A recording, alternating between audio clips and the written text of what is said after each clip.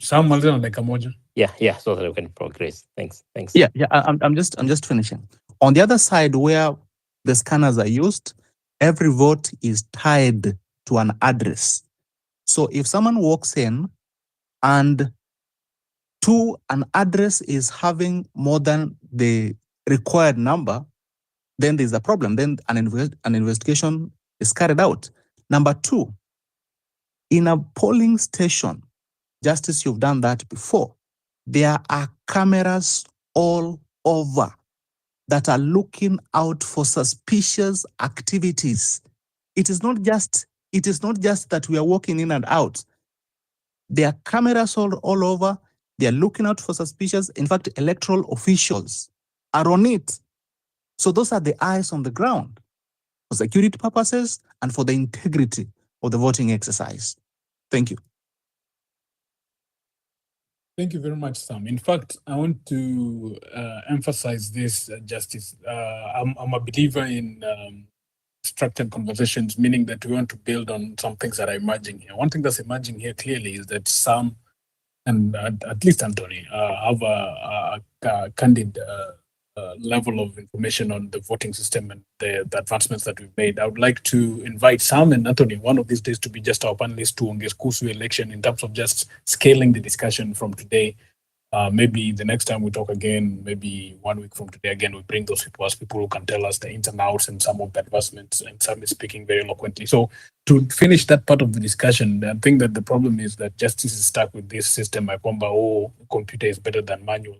Sam is saying yes, but we have things that are challenging. It was basically steamer.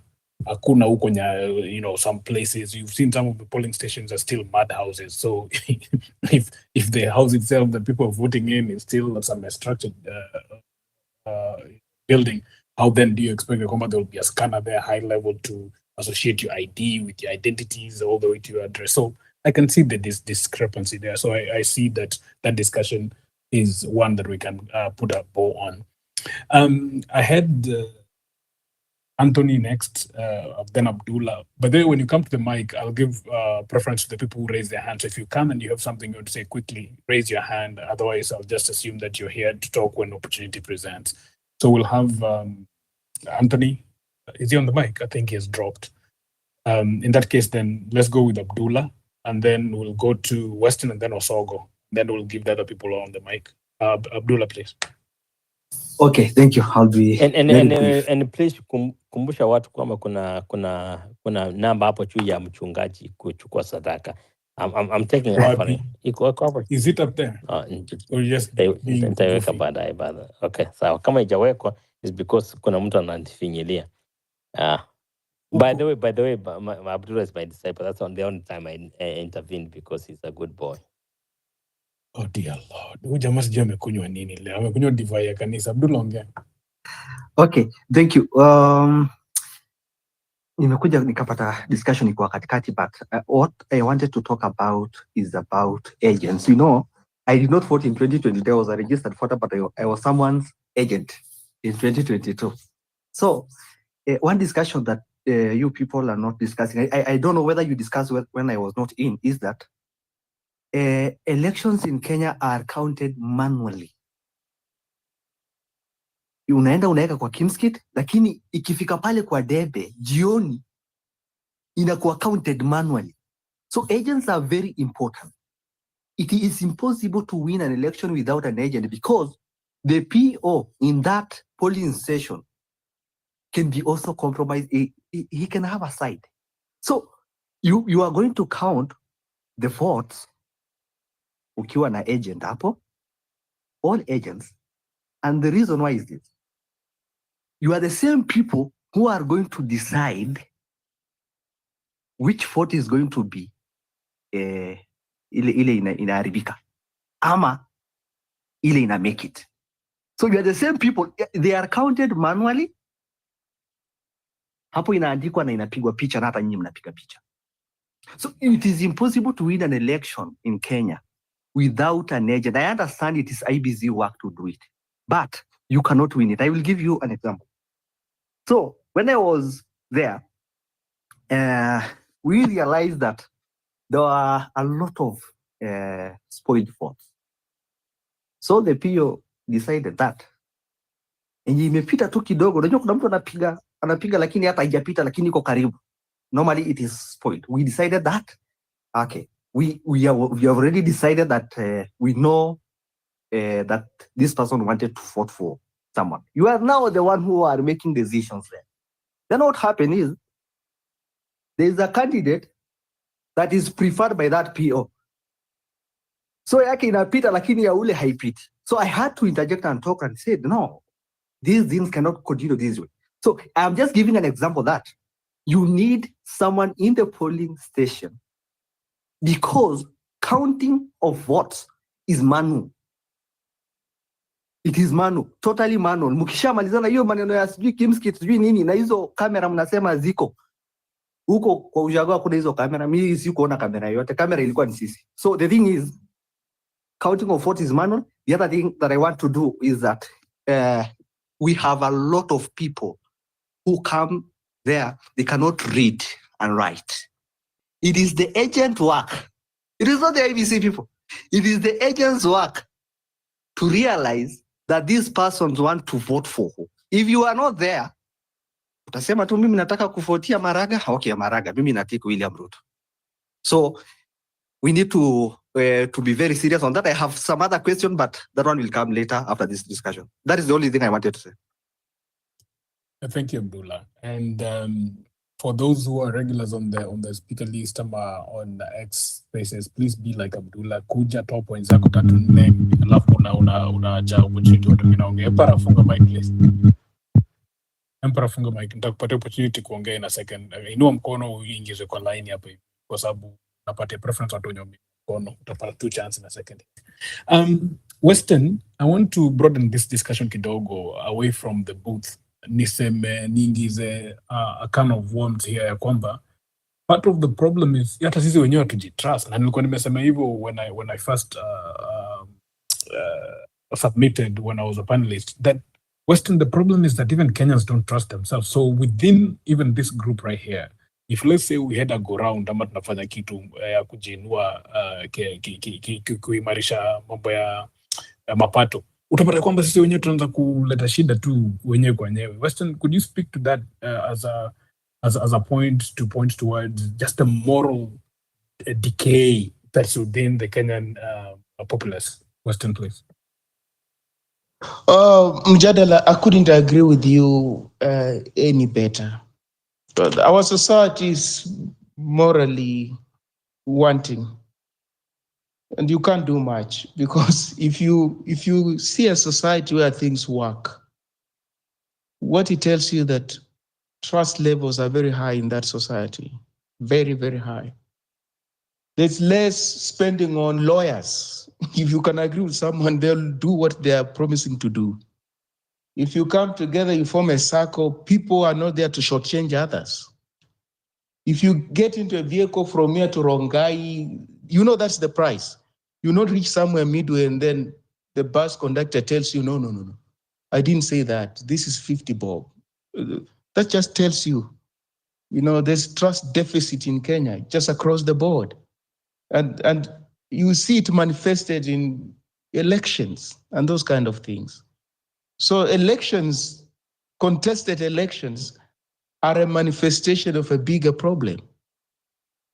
Lack of trust. Trust between the citizens and their leaders. Even trust among the leaders. You can see Rigathi and Martha Karua, they're working together, but they belong to different things because they don't trust each other. Otherwise, they would belong to the same political party. People work together, but they are not of the same political party. So you wonder, do you have the same vision for Kenya? If you did, you would belong in the same political party, subscribe to the same ideals and vision. They don't. So they don't even trust one another. Those people you see moving around. Citizens don't trust one another either. You get it. So you must have an agent there. But I'm saying even with the agent, if people who hold power hell bent on stealing elections, they will steal elections and wait for the chips to fall where they may. Well, I hear that we've made progress, but I'm not seeing progress we've made vis-a-vis elections because In 2005, that referendum was highly contested. The opposition won, at that time led by Raila Odinga and those other people, that referendum. Mwai Kibaki was in power, lost. And it was called at that time, I think, ECK, Electoral Commission of Kenya. Kivuitu announced the results and the opposition had won. Okay, Kenyans and other people thought, okay, Kenya is moving forward democratically. What happened a couple of years down the line? Was it 2 or how many years? How many? 2007. In fact, so much so that when Kibaki delayed reappointing Kivuitu as the ECK chair, it is Raila and his camp who protested. No. You can't appoint a new person. No. This man must run these elections. You want to rig elections. And they made a lot of noise. Because they had left his deputy chair to his term had expired and he went home. Somebody by the name Gabriel Mokele. Okay, he was reappointed. What did he do in 2007? What did he do? He participated in stealing elections. 2010, Isaac presided over another referendum. Well, it was not highly contested, but at least the result, Kenyans accepted that this is our wish. Of course, we knew where it would go. The same Isaac, when it came to 2013 elections, what did he do? What did he do? In fact, you go and read that petition, it's there. He became one of the litigants in the petition and said, no, Raila Odinga is notorious for losing elections. He doesn't accept defeat. This is the IEBC chair talking in a court of law. He talked like that, like a politician, like one of the contestants. So I'm not so sure about this notion that we are making progress. Because progress, how do you gauge progress? You gauge progress that the elections that are being held subsequently are becoming less polarizing, less contested. Nobody has to go to the Supreme Court for a second opinion on what happened. But as we speak now, you can bet that regardless of the outcome of 2027 election, somebody will go to the Supreme Court. So much so that the Supreme Court seems to be a court that was just set up to hear presidential petitions. Like, really? There are no other things that court can adjudicate. So that's how you gauge that we're making progress. Elections are becoming less polarizing, less contested. People are accepting the outcome. Whether you won or you lost, you accept. But is that what is happening? It's not. So where do we get this notion that we're making progress? The other thing is, it's not all over the world, Mjadala and Justice, that people, mistrust their systems. No. US elections play themselves in the media. You can actually just switch on your TV and follow US elections, and it doesn't matter whether it's Sky News, it's BBC, it's your local TV station, it is Fox News. Well, it may be, they're declaring, I don't know where, Florida, whatever, but those results do not differ at the end of the day. Who knows the equivalent of IEBC chair in the US? Who knows who that person is? And when Sky News says now this thing is over, it's over. When BBC says this thing is over, it's over. And BBC is a British media house. They're not American, but they can call the election and say this, we are calling for Donald Trump. It's over, nothing else. So what is this? But if you go to the US, if you want just to know that it's not every other society is like us. There are as many electoral processes as there are states. In some states, we have early voters. In other states, that's not allowed. In some states, you can vote through the post office. In other states, that's not allowed. In some states, you can make whatever mark. In others, it's not allowed. So those ballot papers even don't look alike. But they've got the same president at the end of the day. President of the United States of America. Regardless of the electoral process in Texas, in Georgia, whichever. So we are not the norm. We're actually the exception. We're the exception. We're not the norm. Justice, you invest a lot in technology. Justice, you can't. You cannot. You can't. Technology relies on human agency, Justice. It does. Where you've got fraudulent human beings, you'll have fraudulent technology. It's as simple as that. Well, you've got corrupt human beings, you'll have a corrupt system, whether it's for finance, for elections. So technology in and of itself will not give you credible elections. If you do that, you believe in something called technological determinism. That is technology that shapes our lives, our politics, our culture. No, it's not. Our cultures shape technology. Our politics shape technology. We are not beholden to technology. We actually influence technology. In any case, it's a human invention. So how can it operate independent of human agency and intervention? So if people tell you, no, our elections are not doing well, we'll introduce artificial intelligence, they're lying to you. They're just telling you, we are going to steal in a more sophisticated fashion that will make it difficult for you to identify what we did. That's exactly what they will be telling you. Let me tell you what other jurisdictions do, because I care about what happens in other jurisdictions. I not just in the US, in Africa, because these are our peer countries. In South Africa, you put a ballot not even in a hard plastic box that you see in Kenya, very hard, and they tie them very hard. No, just carton boxes. That's where you drop your ballot, in a carton box. And results from the polling station are relayed directly to a board at the nav tallying center, directly. If your polling station is in Homa Bay, Busia, Turkana, once they are done with the counting of the votes, they relay those results directly to the board, like a TV board.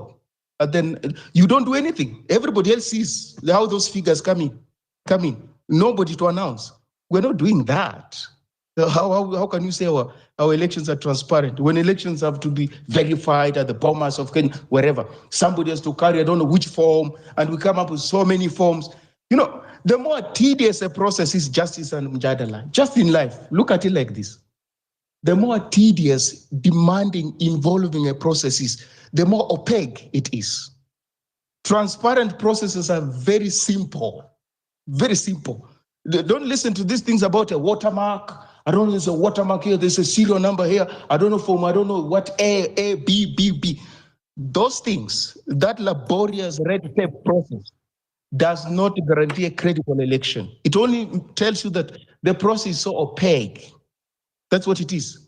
Transparent processes are very simple. You don't have to go through a lot of rigmarole. Very simple. And very simple to verify, very simple to count. Just count these votes and send them to the nav tallying center. Everybody will see which votes are these, are from some polling station in Homa Bay or Muranga. That is it. We're not doing that, and they will not allow that. So this human intervention is where the problem is. Human intervention. But it's not going to stop. Even by the time we'll hold next elections, it's not going to stop. It will still be there. Why? Because it gives room for skullduggery to interfere with the elections. So, as I yield Mjadala, do you understand elections and the problems in any given society?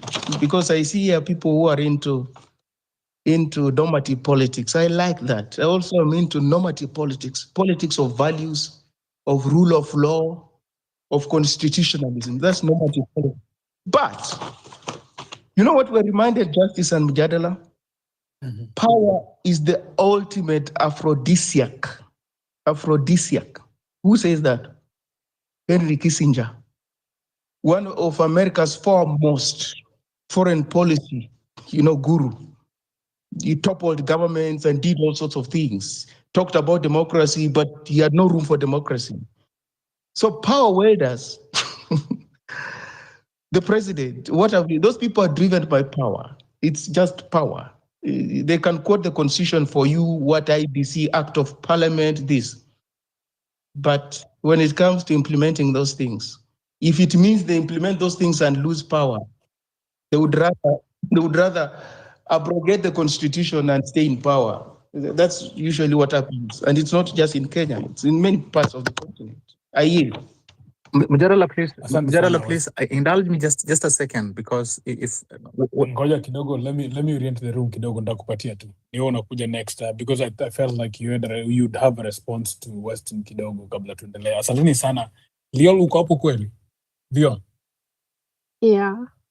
uko hapo? Nilikuwa nataka tu seme kitu angalau tuone kama kuna one of our gentle ladies here, ama umekufa na uko city. Uko fiti?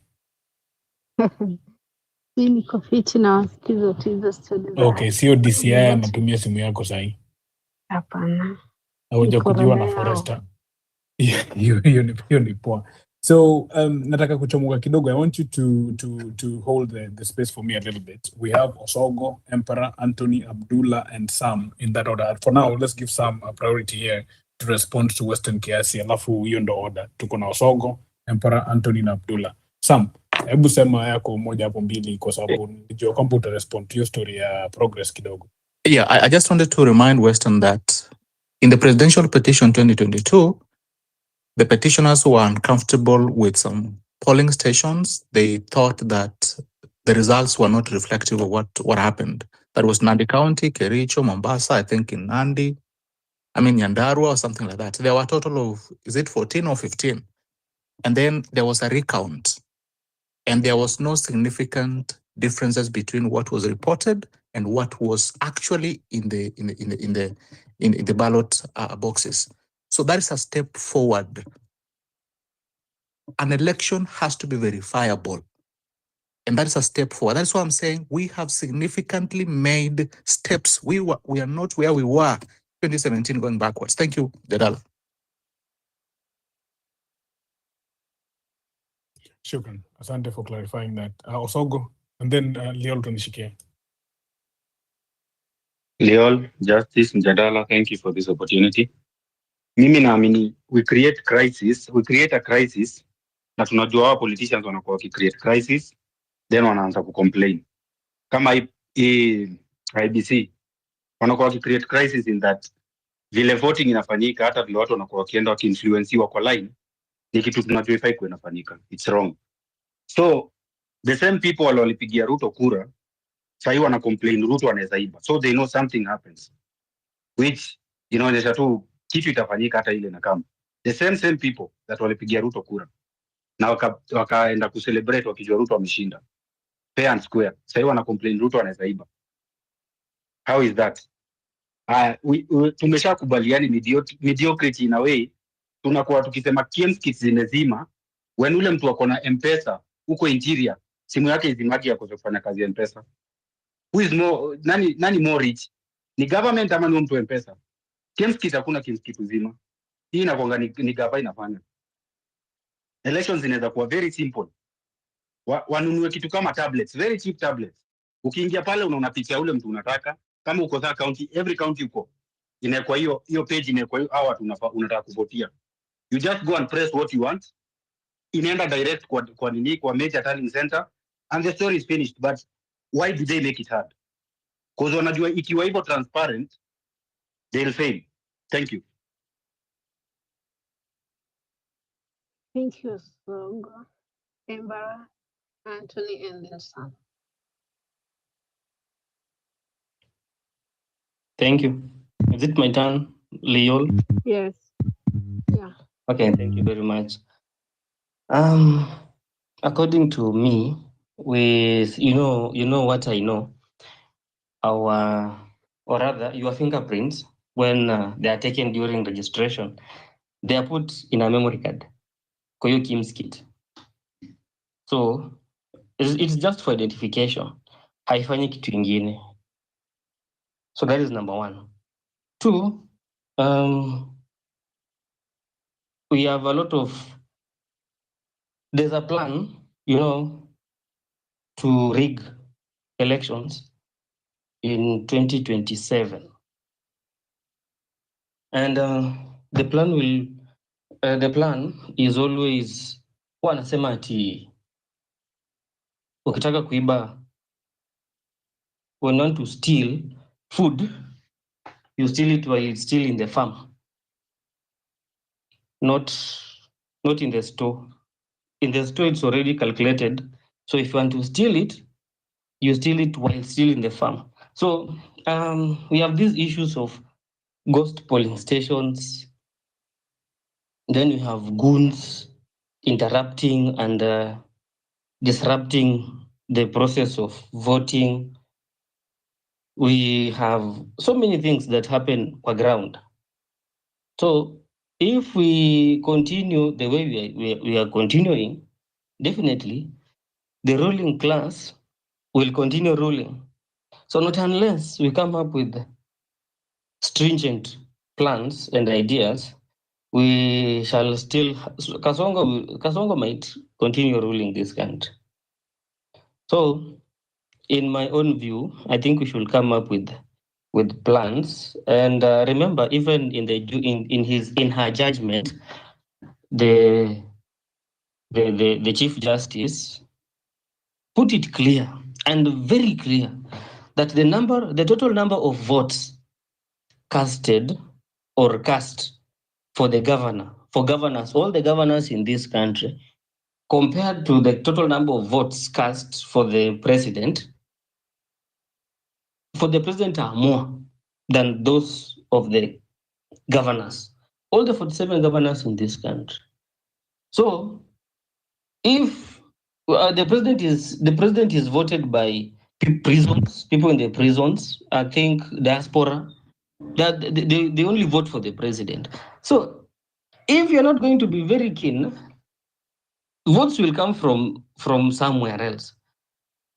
Apart from the fact that the Gen Zs are going to take charge of their votes in all the polling stations in this country, what about the diaspora votes?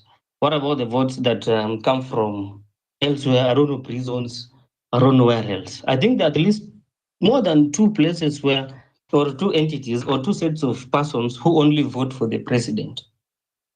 So if you're going to protect our votes this way, then someone will steal these votes from the other side. Apart from that, there is always a deliberate delay when the presiding officers take the vote of the presidential election right at the polling center. Those results are delayed. Firstly, our team of sophisticated ICT officers are always settled in the constituency tallying center. They receive that photo first. Then it is again relayed to the county or sometimes direct to Bomas. At those tallying centers, we have experts there. I don't know whether I don't know. Okay, everyone here is talking about trust. We really don't know whether those photos of the forms 34C, I don't know, kuna form 34C, 34B, alafu 34A, alafu 35, 36, 37, according to level of leadership. Governors wako na yao in 37 ama 36. Ya president tu ndio nanga 34. That's the most common one that people know. So we might still come back to where we were. I don't know what you are going to do apart from just holding and being stringent. I don't know if we shall actually make it, because immediately now that Kina Ethicon have taken over office as the news as IEBC chair and his colleague, plan ya kuiba kura imeanza. It's ongoing. Sasa kama wamejipanga, sisi kama the Gen Zs pia tunafaa kujipanga, na tunajua style yao ya kuiba wameshaanza. Unajua au wako na state machinery, wako na NIS, wako na DCI, wako na the Ministry of Interior, wako na kila mtu. So ni kuandika tu reports, wanapewa reports hapa na pale, let's do this, let's get this, watu letea report kuhusu watu kwa ground hii side wanasema nini, watu kwa ground wanasema nini. What about CC? Who are these? Where will you get the information that this and that is happening? Are you going to rely on false hopes? Because these guys are preparing themselves. In fact, IEBC yote iko saidi yao. What about us? I submit. Thank you.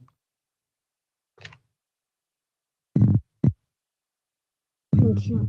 Anthony and then Abdullah.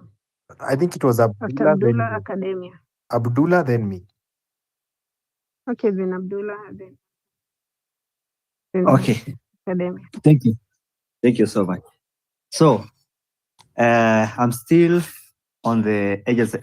For me, I personally believe that the current system, you can win an election whether you are in government or not. And I believe that that was shown by President William Ruto by winning an election. To tell you, Western, just to answer one thing, we had, because I participated in 2022 election, we had the same results IBC announced after, I think, 24 hours. But what was happening in Bomas, they just had to verify whether whatever was brought is the same thing that people had. The thing is, agents are very important. And as an agent where I was, you will be there because you'll have to check hizo debe kama kuna kura imeletwa. Si hakuna, mnafungua wote pamoja. So, votes are counted at the polling station. And we know votes at the polling station are final. If we want to win an election, votes are counted manually at the polling station and they are final. So you must have an agent there. And if you have an agent there, you are okay. Results are filled at the Form 34A, which is the final, at the polling station. And they are final. Secondly, they are signed at the polling station where agents are. The reason why I say when you have agents everywhere is that, one, they will be able to take pictures of this, because where election fraud can come in is that the PO can have a side and can have a wrong entry, and he enters a wrong entry. So you must be there to see it. If you can see that he has put a right entry, then you have a pass. The other thing is that you must ensure, the agent must ensure that it has been uploaded. Because what brings problem is that agents do not know their job and it has not been uploaded, and then you don't know what they will upload eventually. But the thing is, if you are going to the police station and you just make sure that votes are counted when you are there, 100%. Secondly, they are signed when you are there and you have seen the entry is 100%, then there's nothing to worry about. And I think President William Ruto was out of the government last time and he actually won an election. So I insist that with agents, you can win an election. Thank you. Thank you, Abdullah. I actually agree with what Abdullah has said. I think this matters whether you've been at a polling station and how active you've been in those polling areas, and you know what to look out for. But there was something that was mentioned about the US election being that it doesn't have contention. Let me remind you people, from the time of Al Gore versus Bush, the US elections have always been contested. It's only that their contestation is not as vigorous as ours. The only time it went to that point was when Trump lost to Biden, and the people felt that an injustice had happened and attacked Capitol Hill. Okay? And even when you go back to that elections, and I'll go back, if you look at Florida, I think it was in Florida and Vegas, Nevada, good. You actually had the residents not leaving the polling station. And I remember it was in Nevada, people were pointing and saying, no, they're stuffing the ballots. And that polling station, the counting was done again manually. Okay? They're still, even to date as we speak, they're still contesting about the mail-in ballots. Why? Because in the last election, Republicans were able to convince people beyond reasonable doubt that some mailed-in ballots don't reach to the desired destination. That's number one. Number two, some people are actually going and burning ballots inside the booth where the ballots are kept, so that the mail can now be taken to the tabulation center. So all elections worldwide, they have issues. It's not only a Kenyan issue. But have we improved? Yes. Now, to go to what Abdullahi was saying, can you win an election without a system? Yes, you can. How does it become very difficult to rig a Kenyan election?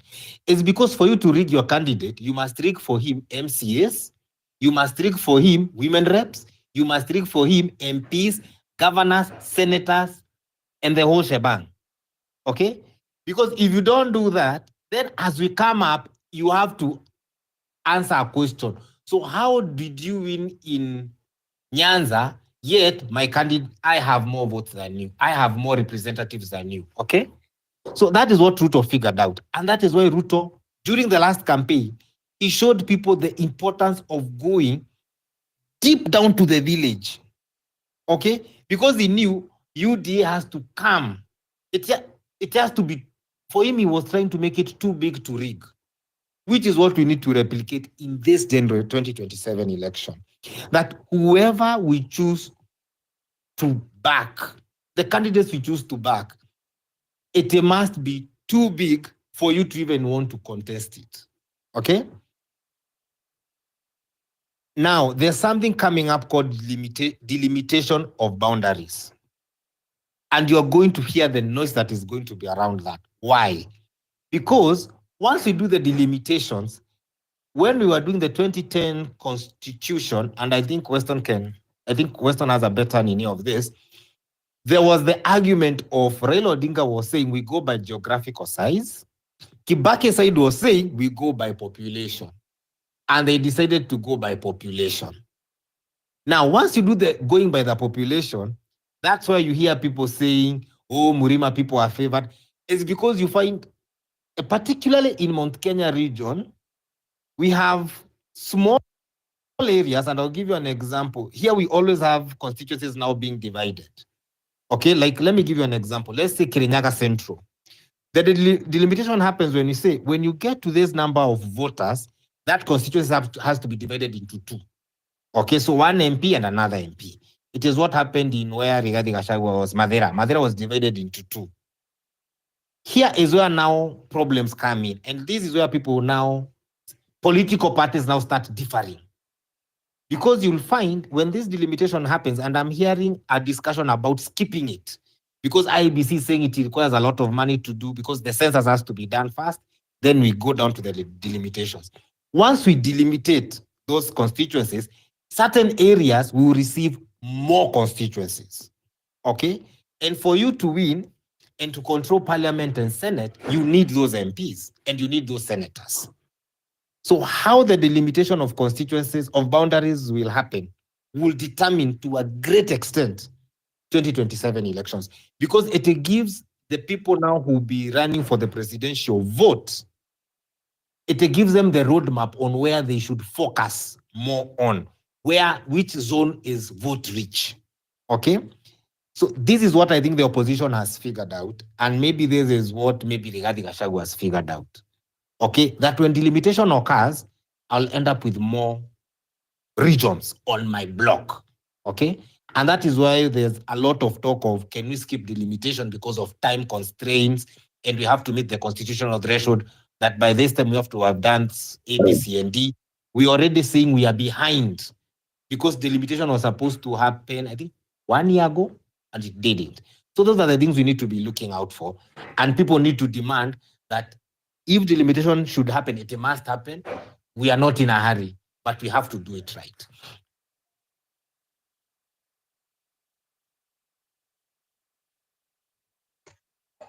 Yeah. Oh, thank you, Anthony. Academia. Academia, 1 minute before you go. It's okay. Thanks, Academia. Thanks.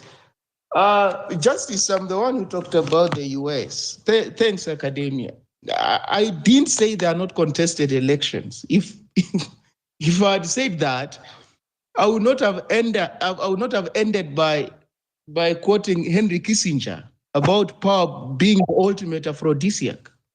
I didn't say that. I said they have all sorts of issues, but they have got tremendous trust in the electoral systems, not system, unlike us. Oh, I stand corrected. Sorry. Yes. I stand corrected. Sorry. Anthony, What you're talking about is called gerrymandering. When you have more constituencies in your backyard. And Moi did it. Kibaki, I don't know if delimitation happened under Kibaki, he did it, or Uhuru Kenyatta, because it advantages you. Remember I said, if you want to rig elections, you must rig census first. So you'll use the census results to argue that this particular region deserves more constituencies than the other. As I yield, Anthony, let's pray, and I'm not so sure where this prayer will go to, that when William Ruto was part of the state machinery, there were no skullduggery things that were happening vis-a-vis elections and what have you. That there were no things that were happening which he was party to. Because if those things happened on gerrymandering, on rigging census results, on how to rig elections, clearly he has learned those things. He has. and we pray. That's why I said, let's hope that this prayer goes to the right person to respond to. That he didn't learn anything untoward on how to do those elections, or he was not party to the behind the scenes dark schemes on how to rig elections. If he was party to those things, you can be sure that he's not going to abandon those things going forward. It's as simple as that. So if at that time we celebrated him because he was part of a particular political camp, this is what they say, a sword that cuts both ways. The other time was cutting that other side. When it returned this side, now it's cutting even the person who is holding it. Let's pray. I don't know who's going to respond to that prayer. Academia, proceed. Asante sana. Justice, you were to ask me something, but IEBC is in place. Whether we trust the commission or not, they are going to conduct election. That's the point. Delimitation and review of boundaries will not happen. The timeline is not on our side. And then even if it has to happen, first we have... Hello? Kuna mtu anaongea? Ongea tu. Then you mute. If somebody is talking, you mute your mic. Then even if you were to do it, and because it's a process, so many processes, it is not something that you can wake up today and then you do it tomorrow. No, all a lot of things. And in the event that the parliament rejects it, then you go back, and we cannot afford to do that. And look at the economy. So it means we will not have that money for delimitation. So that will not, whether we can hold election without that or not, a simple answer is yes, we are going to have election without limitation. We will deal with that. But even if we do it after election, and remember we are going to have census in 2029. So we have election in 2027. And by the time we are done with the petition, Supreme Court and all that, we are about 1 or 2 years to 2028, and therefore it's only 1 year to 2029. So it will need less even to do that while census will, again, after census, you will have to do it. So I think the court will give an advisory opinion on the same. What I know, they cannot go outside that because that's the reality. So, and remember, we have 27 protected constituencies. And if you are to do the review under the BROP, which again, the BROP of 2012, that is the Boundary Review Operations Plan of the IEBC, has expired, so they have to develop theirs. And that again will interfere with the protected constituency. So if you do limitation today, we are going to interfere with the protected 27 protected constituencies. So it's not something that is going to happen. So let us now not focus on the delimitation, because that will not happen. Even if it is taken to court, it will not just happen. Because Sorry, Academia, to Yeah, interject. Can I ask you a think that's question? Can I go ask you a ahead, question, Academia? go ahead. Academia. Okay, Academia. See, since you're in the legal field, I wanted to ask a simple question here. Since the new IEBC has just been sworn in like yesterday, and they're holding office, their mandate is 6 years, which means it's expiring 2031, yeah? Almost few months before the other election. So do you think... Wait. So this is 2022 plus 5 is what? Plus 6. We are in 2025. 25 plus 2021. What is 2021 what? 21 plus 6 is what? Should I continue asking? Maths inakusumbua. Just is kunywa maji. So just academia. So we are in 2025. They hold office for 6 years. So 2031 in July. Before in the next July. elections. Do you think that the new IEBC will be ready for the 2032 elections? That's what I wanted to ask. Sorry to interject, Academia. Go on.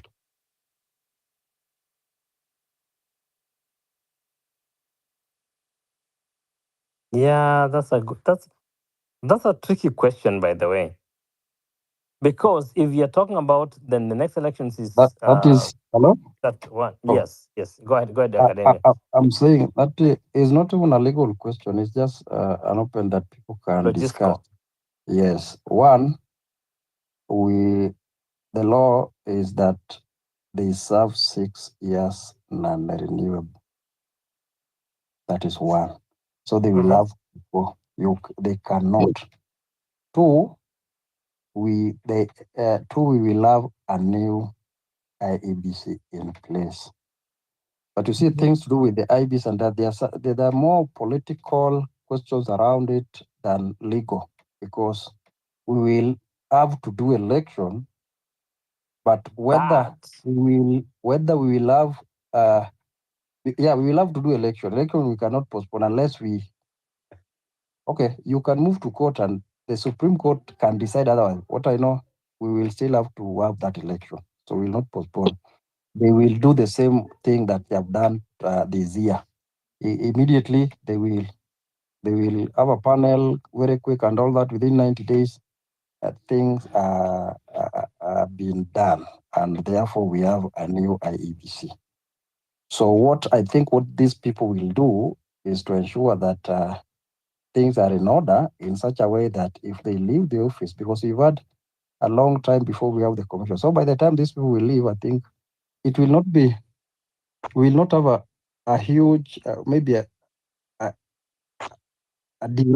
long duration before we have another commission in office. So I don't think there is a worry there. No. But Academia.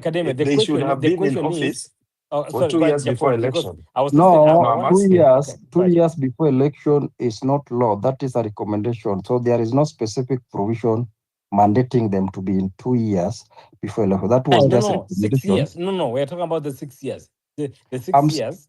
6 years they will have to go. Okay, Japoni is saying that they need to be in office 2 years before they had the election. What I'm saying is there is no specific law. So that is not, there is no law. So they can even be in office before. What must happen is the process to get them in the office. Collins, what's your question? Hang on a second, Academy. What's your question, Collins? Because I agree with the Academy 1,001%. It's no legal requirement. It's a recommendation that you do 6 months before the election. The question is, there's a legal requirement that these people have to serve 6 years term. Justice. Academy, you already answered my question. Let me bring the other guy. So now I know I'm the one. Yani siku hizi kichwa yangu imeanza kufanya. Bwana sijamaliza. Unajua jinsi mnaniuliza swali na mimi sijaongea maliza yangu. Wewe No, ulikuwa unauliza, mimi nimejibu. So Collins wants to ask you. Collins wants to ask you a question. Collins, sawa. ask. Collins, go ahead. The academic. But now, academic, you answered me before I even asked the question. Collins, go ahead. Collins. Oh no, hauleta academic proceed. Wewe Collins umetunyamazisha hapo mpaka nikafikiri uko na swali serious. Go ahead, academic. Now I got your argument. There is no requirement for 2 months, but the 6 years. Therefore, if we constitute anything before the end of the next term, we are still within the constitution requirement. You are going to heaven. I got it. I get it. Very simple. Continue, academic. Unasikia vile Leon anawekea thumbs on, anafikiria sijasema kitu ya ukweli. But academia, wewe endelea. Collins alikuwa anauliza kitu. Amekataa, nimempatia chance. Ayuko? We've tried. Can I ask a question inclined to what we are trying to discuss? Okay, go ahead. So that academic can answer together. Okay, I am yet to understand this issue concerning the appointment of this IBC that is in place right now. There's something that is coming up that these people, they have been appointed for a period of 6 years, which is non-renewable. Having in mind that this period is non-renewable and it will end at around, let's say, around June or July 2031. What are the what? Pardon? Yeah, continue. Yes. Okay. Your analysis. Okay. What are the repercussions of their expiry dates of being in office, and what are the serious constitutional issues that their expiry will subject unto our constitution? Because I don't think in reality that a new IBC can be constituted in such a quick manner that they will conduct a free, fair, and verifiable election just 2 or 3 months in times. No. Take out the last question because I want academic to answer that because that's a legal question. The final, everything else you explained is fine except your last point that if they get constituted a month before the next elections, there's no legal what is it called? Academic, I'm not there yet. So there's no legal, hakuna kitu imeharibika, legally speaking. Meaning, there's no legal requirement that you have to do a certain amount of time before the next elections. What is done that their 6 months would be over. 2031, we can constitute another team within however amount of time, and then we proceed. Do you have a problem with that? I want academia and then Jermaine, Western, everybody comes in. But the answer is that from what academia has explained to me today, is that no, there's no constitutional requirement that you have to constitute a team within a certain period of time. You have to do it before the next election. That's it. But it doesn't mean that you can do it. You have to do it within 6 months before the next election or 2 years. The way people keep talking, there's no legal requirement. Did you hear that? The same thing I heard it. So okay. Okay, sir. Is somebody talking? Huh? Proceed. Okay, the thing is that okay, I think we've agreed that there is no requirement, an illegal requirement that they must be in office before 2 years before election. Before election, or not before, but 2 years before election. So before election, whatever amount of time. Yes. What the position of the law or legal position is the process of replacing a chairman or member of commission shall commence at least 6 months before their term elapses.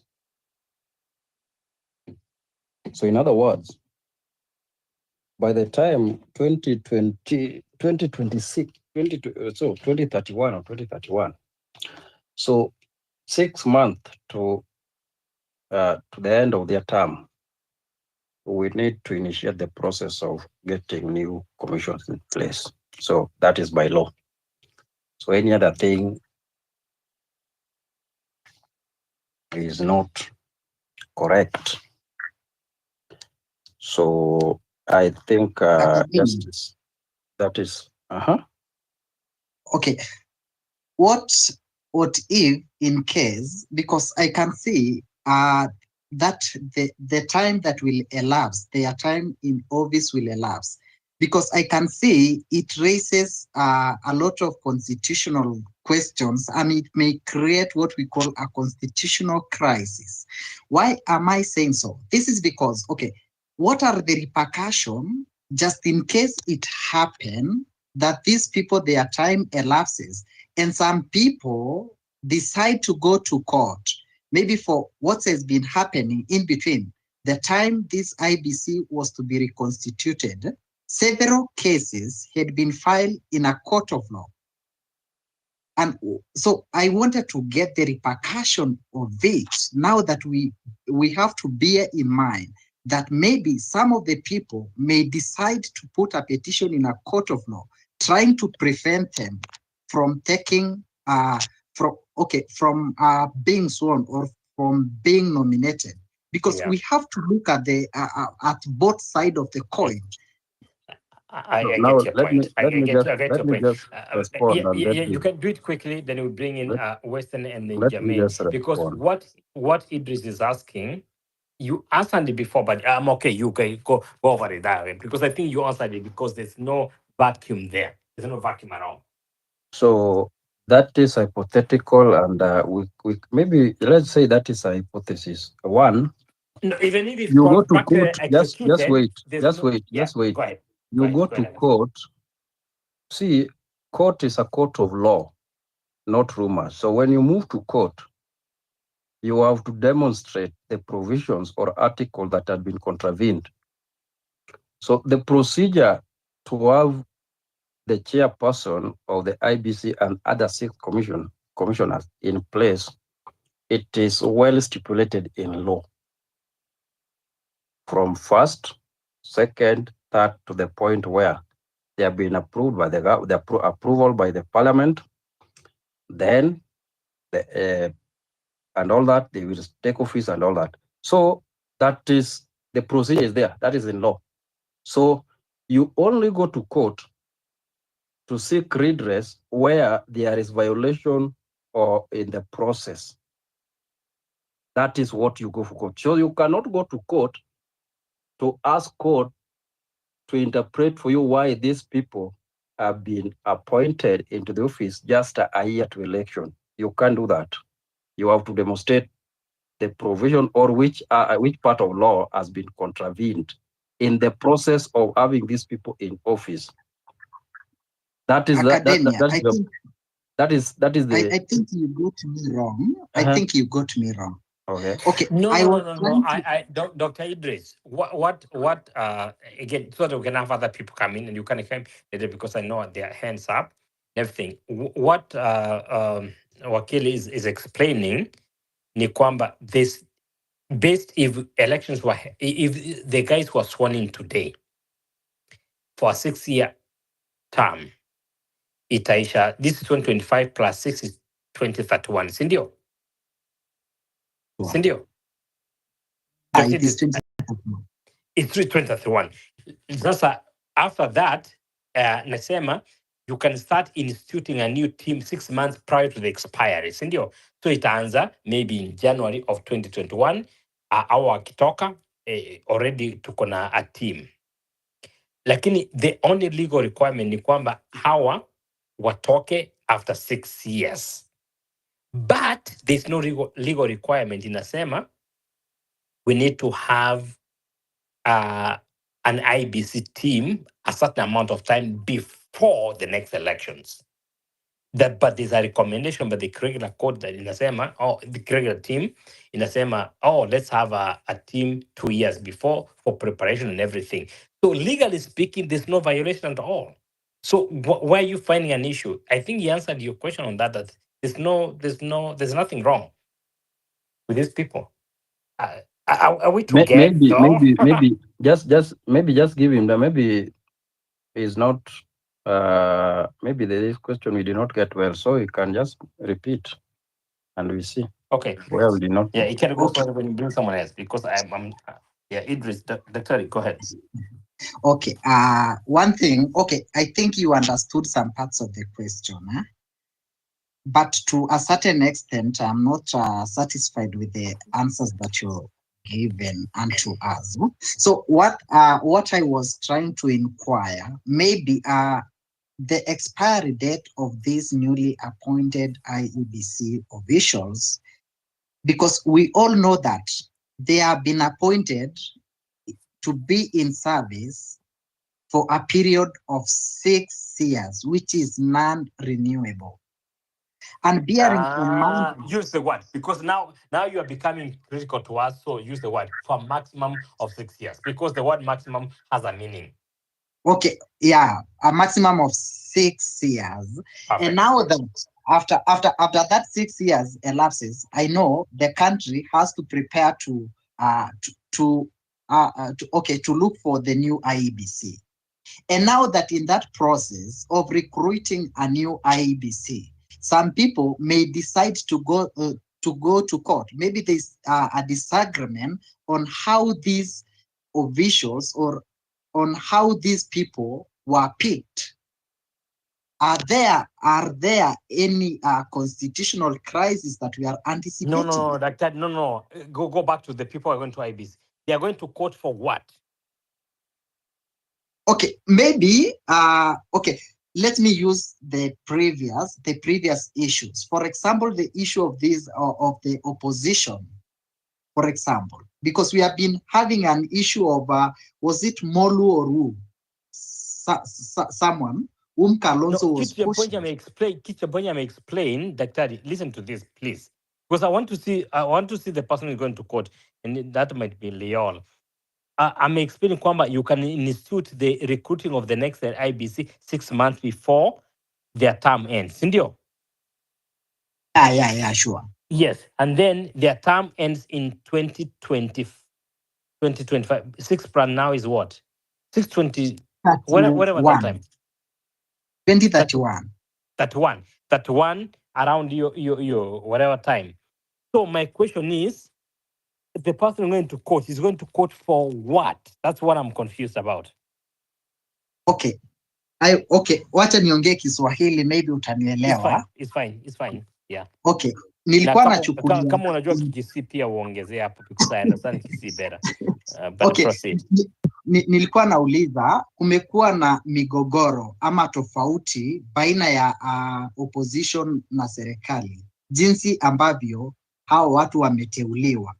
Unanipata? Opposition inakuwa Ruto na serikali ni sisi. Proceed.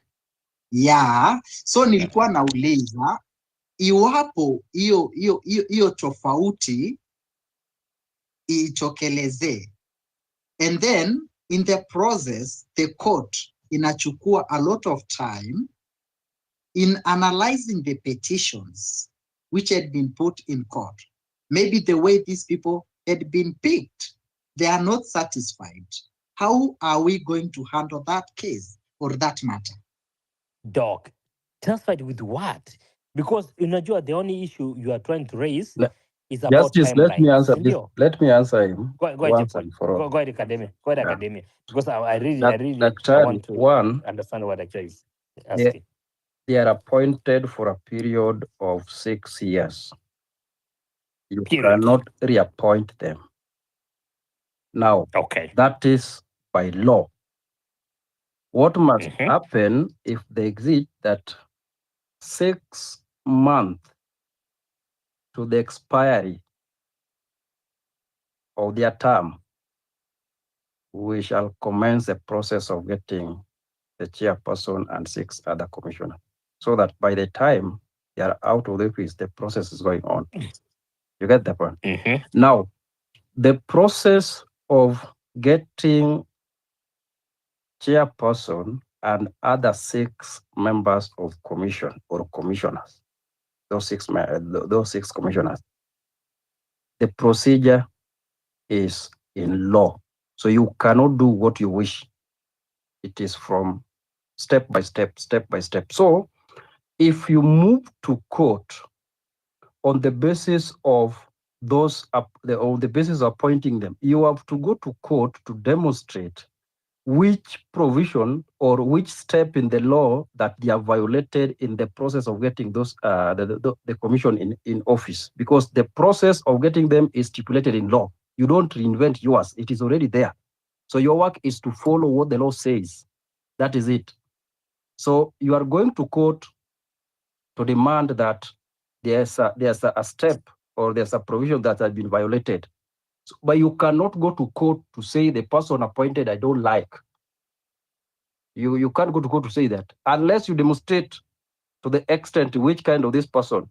That is what you can, but to whether they are appointed, if they are appointed illegally, that is because it has to follow the procedure which is laid very well in law. You have just to follow that. So you cannot escape. That is why even the last time, they did not invalidate the appointment process. Remember, they invalidated the gazettement notice by the president after there was conservatory order. So the president disobeyed that order. So he needed not to go ahead to gazette their names in the Kenyan Gazette when there is a state order in the conservatory order is still in place. So that is the question that they determine, but not that there are people who are appointed there as you. No, you don't go to do that. All Kenyans are allowed, provided they have the qualifications to be in that office. So you cannot go that you appoint justice and therefore justice is a cousin to somebody working in the government. You cannot do that. That court cannot determine based on that. It's not like that. So, Nivo. Yeah, that's a good one. Yeah, I hope. Are you good with that one, Dr. Idris? Yeah, I am satisfied. Yeah, and that's the place that all of us fought when the impeachment part of the other 3 commissioners. Tutaongea siku ingine, but to be honest. Oh yeah, go ahead. Unajua kwa nini ako satisfied? Kwa sababu nimeingia hapa. Nyinyi nimewaacha hapa 10 minutes. Nimeanza hiyo ujinga yenu na Idris. Na nilikusha wafundisha kitabu. Mnafikiria nyinyi peke yenu ndio manyanya wenyu wanaomba tukumkuu watu wazuri kwa hii dunia. mi hata si kwa kwenda huko bwana. Patia watu wengine waongea. Acheni na hiyo story. I just came in to save everybody. I just came in. To be honest, I think Western was to come in. Mjadala, honestly, mimi nimekuja in and then I thought there was a timeline issue. And then I was like, I'm not finding a contradiction. What Akadema was saying, there's no contradiction. Then what Dr. Idris was saying is more of like, then how does IEBC come in? That's the only place I came in. Wewe kuwa mtu mzuri hata wewe. Be nice to me for a second. Waja Prof. Pole basi kama umekwazika. Pole, unataka pipi. No, sijakwazika by the way. No. Mi sijakwazika by the way. Because I like this kind of arguments because then it opens my eyes on like things that I don't know. But on a serious note, there's no legal requirement. Unajua kuna watu walikuwa wametubox kwamba you have to have IEBC 2 years before the election. Until the academia told us that's a recommendation. Law doesn't have anything like that. You can have IEBC 3 months to the election. No, you know how that completely changed our conversation? Because we always thought that kama watu hawajakuwa IEBC itakuwa in place 2 years before the elections, hii election 2020 itakuwa. Academia katuambia wacha nini ujinga yenu because you don't read the law. Mjala, you get it? I got it a long time ago. Waendelea tu na ni mstari. No, chukua huyo mtu mwingine. What's our guy? Our guy was not Japon is a teacher. Academia Western was to come. Kweli. No, Western was coming in. Western has Mimi nitarudi, wamenichanganya sana. Wacha nitarudi baadaye. Western hasn't talked for a minute, but honestly speaking, this IBC, we Western need to do aliongea time something. ulikuwa unalala Justice. I'm sorry, I had to take a nap. Unajua mimi ni mzee. Wazee wana. Okay. Who do you want to come in? Because I really want to hear Western on this. Jermaine and then Western. Okay, sawa. Jermaine, hi, how are you doing, bro? Good, Justice. And thank you, Leol. Yeah, good conversation. Anakutetea kwa nini? Because is that your real picture on the on the photo on the, because mi najua huyu. Justice, ebu acha Jermaine aongee. Masijua atanizimia net. Yeah. I know Jermaine, by the way. Leon, you don't know that. Jermaine, you proceed. Justice leo watu tuache tupumue. Endelea Jermaine ba. But but what is very interesting is that for me, I've been talking about this before, and I know I think I've engaged Western before. I'm not a professional, political scientist or something like that, but I am very much interested, definitely in my country, having seen how the alternatives can be.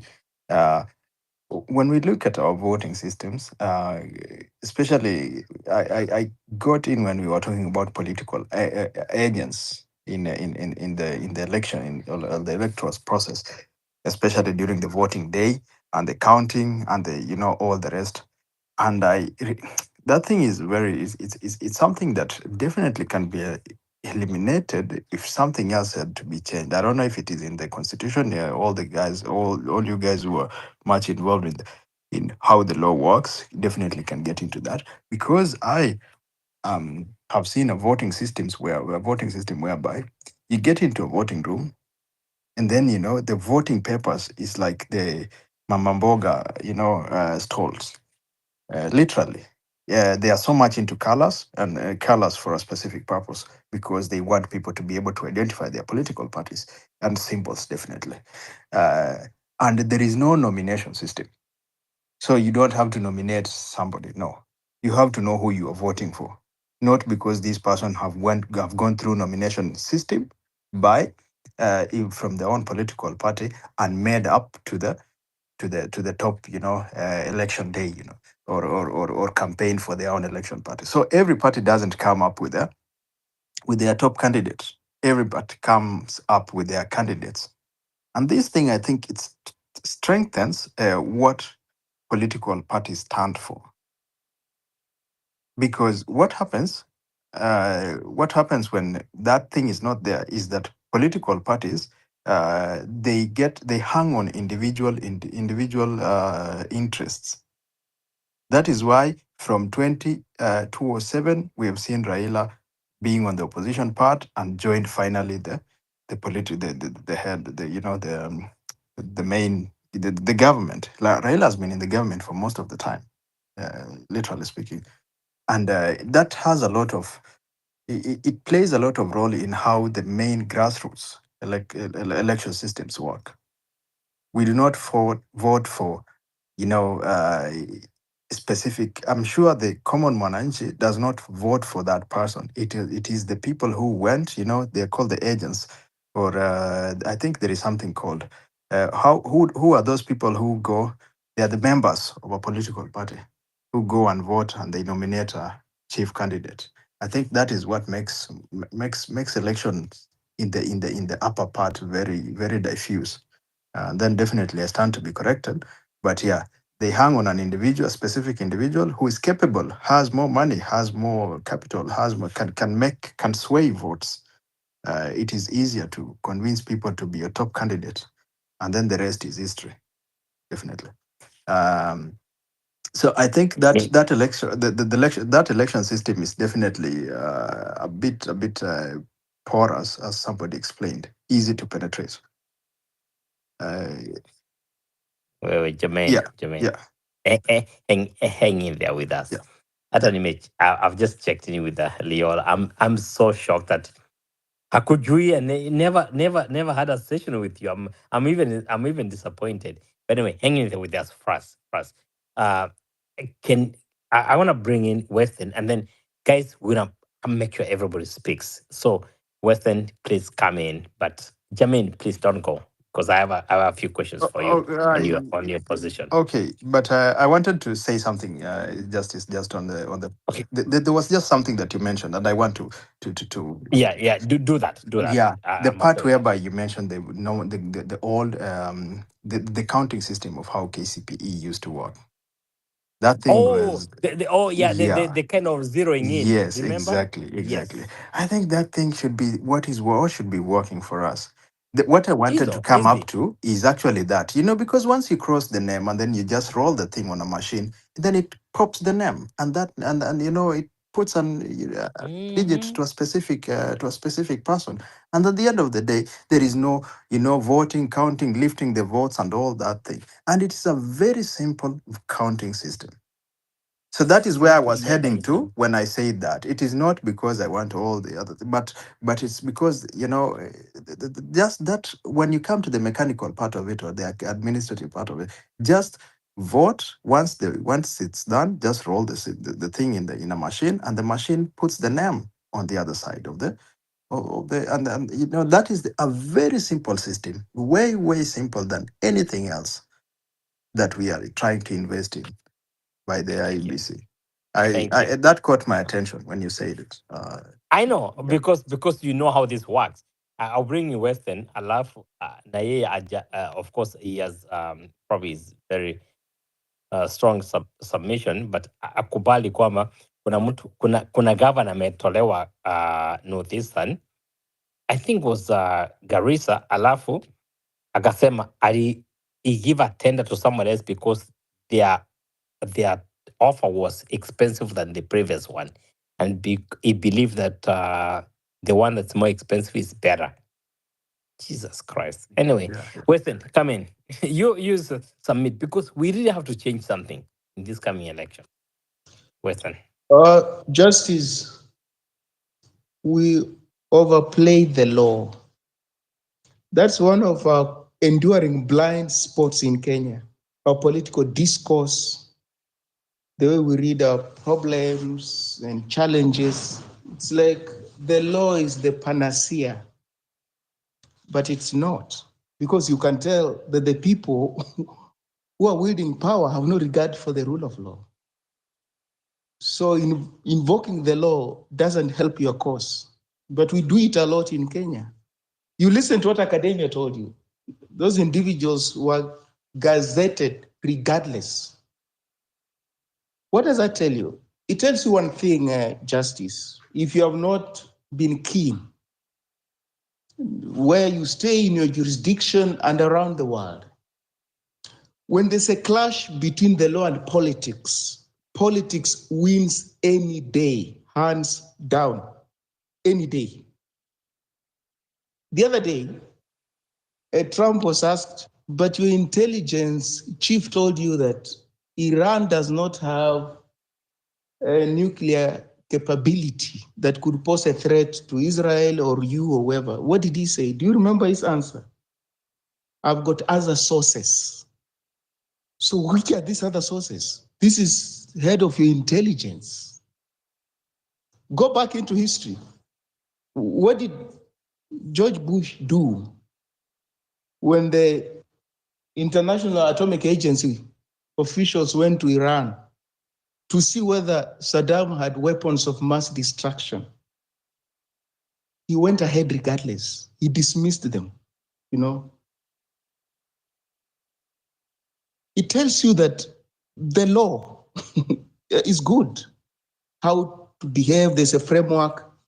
But any time, whether it's at the ICC or where, when the law clashes with politics, politics wins any day. And that's why in your lifetime, you will not see Benjamin Netanyahu at the ICC, despite having been indicted. You won't see him there.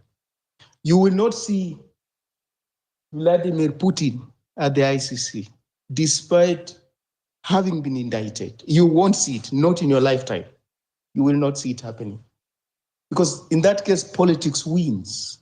In our case, Kenya, also politics won. When these Ocampo 6 people were taken to the ICC, politics prevailed as opposed to the law. It did. And the same thing cascades downwards into individual jurisdictions. So don't overplay the law. As in every other time you've got a problem, then we go to the courts. Let's go to the courts. Or let's place an injunction. That's too much faith in the law.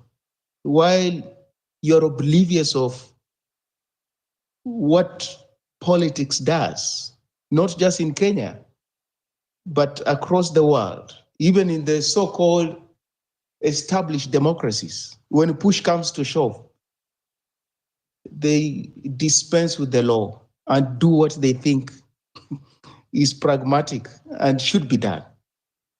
Justice, I'm wondering, this talk about delimitation justice, are we looking at our issues in a cyclic function? Are we? Because no. We're looking at this, and then let me ask you submit. Sorry. So what I'm asking you, Westerners who come in, is about IBCs in place. There's a legal requirement that every, I think, 8 to 12 years, you have to have you have a delimitation. And then we have what we call this thing called by-elections. So even as you submit, yes, there's subjective way of looking at these things, but they're legal requirements. Western. So the answer is that how do we handle this? They are sworn in. They have a task to do. You are thrown in the office. What you do? We need by-elections. We need delimitation. So go ahead with the delimitation, and then you proceed with the by-elections, please. Justice, we're looking at these things in a cyclic fashion. Have you ever seen an animal that stays in the water called a crab? Crab. Have you ever seen how that thing walks? I eat crabs. Justice, on one hand, we're arguing that we have got a dysfunctional parliament, the bicameral chamber, dysfunctional.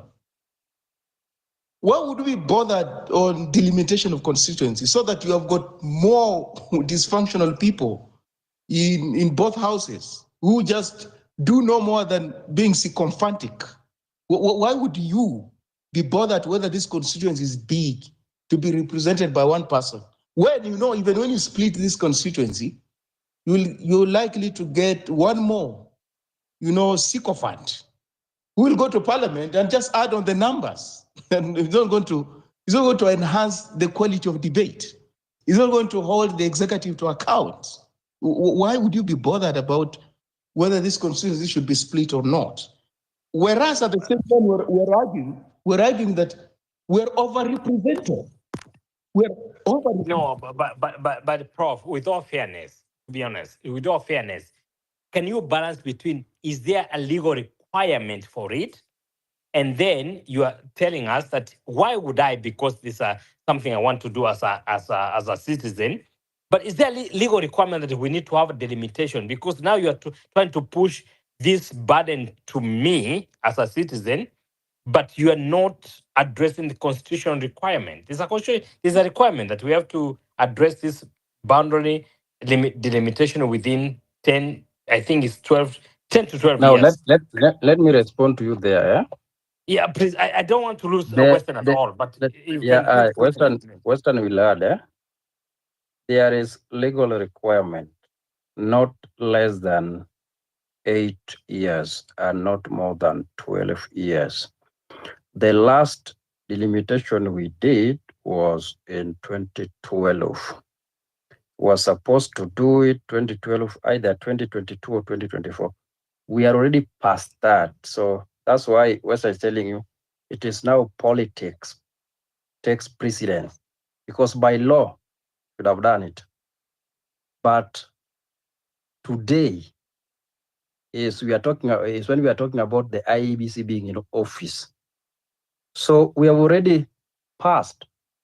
If it is by law, we cannot go back. You cannot go back to 2024 to do it, or 2022 to do it. And it was like that because of politics.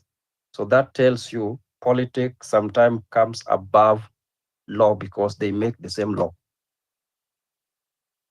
I leave it at that point for now. Thanks, Academia. Okay. Fine. I will let Weston continue without interruption. I won't interrupt you. Proceed. Justice, you've heard. It's logical. Even in planning, after some time, the people in this particular location would have increased, and therefore you need another school there. That's what it means by planning. You need another hospital there. You know, you need another shopping center there. It's like that. And you need the census numbers. You have to do it periodically. But I'm saying from your perspective as a citizen, it doesn't enhance representation. It doesn't. It just burdens you. That's what I'm saying. There's the law part. But I can tell you, look at the constituencies that have not had a representation in parliament. Their members of parliament died or something happened. If you go to those constituencies, those citizens are not worse off than those that have had representation uninterruptedly. They're not worse off. They are not. You will go there and find they are not missing anything spectacular that will say, you are missing this because you don't have a member of parliament. There's nothing you're going to pinpoint and say, this disadvantages you. So what I'm saying is, some of these things we can also argue from our own perspective that, well, it's fine that population growth happens. And therefore, when constituencies become too big, well, you have to balkanize them. But there's more substantive question is, does that enhance representation and governance? Does it enhance the quality of debate in the House? Does it enhance accountability, especially on the executive? Can these members of parliament hold the executive to account? If they cannot, then you just have numbers. And then the numbers is not what you want. You don't want numbers, you want quality. You want to be represented. So I'm saying, when you argue the way you're doing, you're arguing from the elitist perspective. Anybody who wants to be a member of parliament will be interested in a constituency being split. But a normal citizen who is not interested in active politics will be preoccupied with quality in terms of representation and governance. Those will be the more substantive questions. So that if I don't see my member of parliament because my constituency is big, but I can see service delivery, I mean, I will not agitate that I mean, you split and give me another constituency.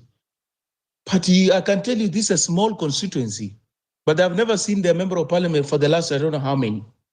So I think those are the issues I'm saying, that sometimes we speak from an elitist perspective, as in, you know, these politicians who are interested in numbers because you want to be president. So you want more members of parliament, as opposed to you and me or somebody else whose questions should be markedly different from the questions, even vis-a-vis what the law says. But I'm saying we overplay the law in the sense that even we invoke the law, where even invoking it is going to work against your interest. It's not good simply because the law says it, Justice. That's what I'm saying. And just as an example is this. You remember that case when the courts ruled that Azimio is the majority party in the National Assembly. That's an example where even some of our jurists don't understand politics. Because if you live in Kenya and you are a judge in Kenya, Justice, this is it. A case is brought, and that case was brought before that court quite a while back. They took time. So a case is brought before you. At the time the case is brought before you, Azimio is agitating, is on the streets, crying that their elections have been stolen. By the time you're ruling on that case, Azimio is getting along with the party that it accused of stealing the elections. They're in something called a broad-based government. The presidential candidate who lost elections is getting along with the one who's declared winner. Now you cannot rule that Azimio is the majority party, because when you do that, you're taking the country back into conflicts. Azimio didn't even take up that ruling because they knew it had been overtaken by events. And if you're a jurist, you should know that this ruling has been overtaken by events. You can't make that kind of ruling, but we'll make it because you don't understand politics. You only understand the law. They ignored him. They ignored the court, even Azimio themselves. They didn't agitate that we're doing well. I mean, we're getting along. We are forging a partnership. So we overplayed the law in Kenya justice, which is to our detriment. Justice as a yield.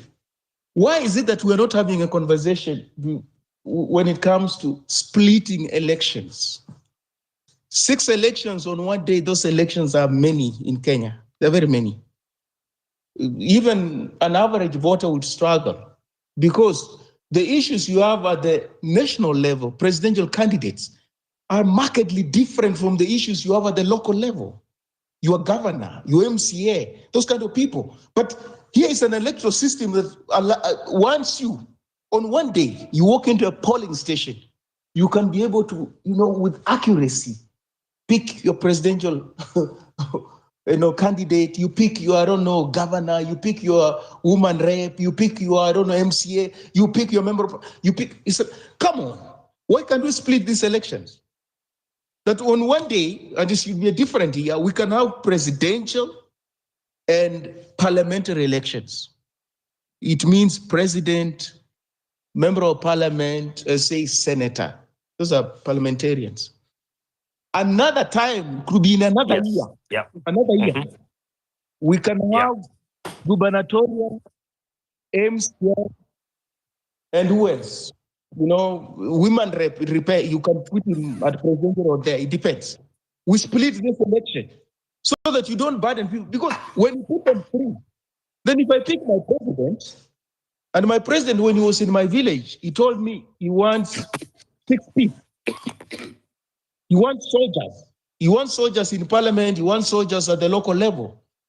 When you go there, you are likely to pick competent representatives and scoundrels at the same time.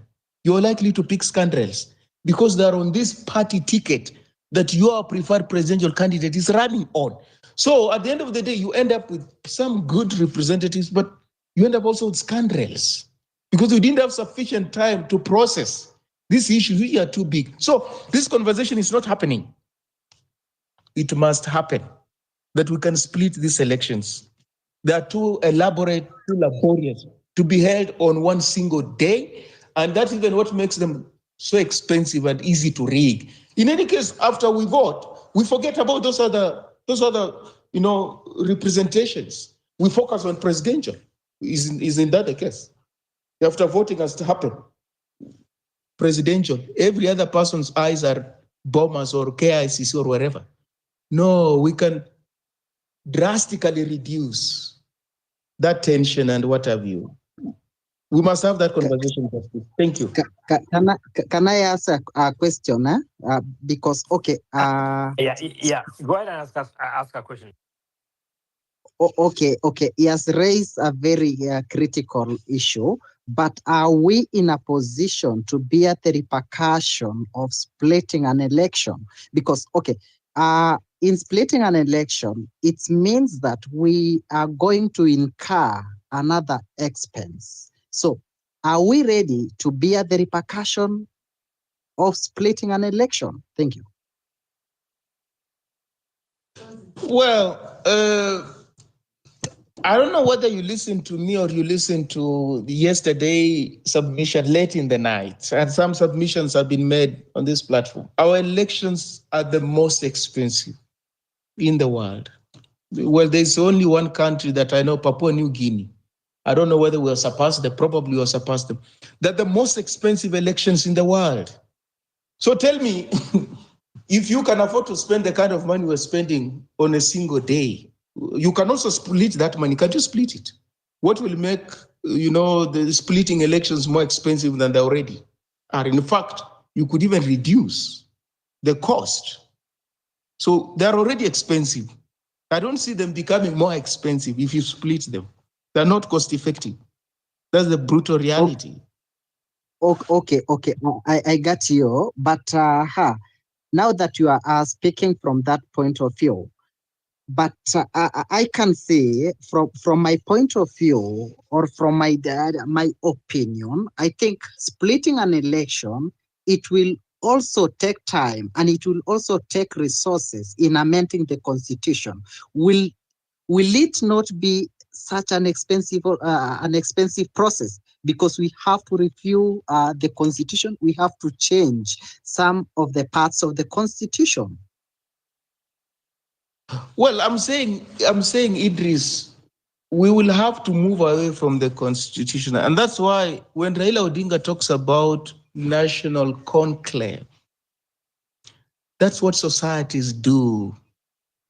The law is made for man, not the other way around. Man is not made for the law. So if the law is not serving your interest, you repeal it. You do away with it. That's what societies do. The law is only good to the extent that it fulfills the common good. That's what a good law is, if you want to define a good law. So if you come up with a law that majority of people dislike, that's a bad law. You have to repeal it. You get it? So nothing is cast in stone, Idris. It's not. These are things you can talk about, these things. You can talk about these things. If only the society is invested in overcoming some of its, if not all of its, enduring social, economic, and political challenges. It's not by invoking the Constitution, it's by talking about those problems. The Constitution will not help them. Okay, just a little bit. Yeah. Having in mind that the MPs are the people who are responsible for passing bills and law. Do you think that our MPs and the way they have been captured, do you think that they can pass such a law? Well, it is, you hold the view that your MP is your master, or these politicians are your masters. It should not be the case. It shouldn't be the case. These are just your representatives. So it is what you have to work on. You have to work on yourself and the other people around you in your society, such that your member of parliament will remember you before they vote on a particular issue in the House. Why? Why would they remember you? There will be repercussions and consequences if they do not vote for issues that espouse your aspirations. So there should be consequences, such that we don't need good leaders. Listen, we always talk about want good leaders. No, we don't need good leaders. We need a political system that is so rigorous, sufficiently rigorous, that even bad leaders have the initiative and the incentive to do good and to make good decisions. They have no choice but to make good decisions. That's what we don't have.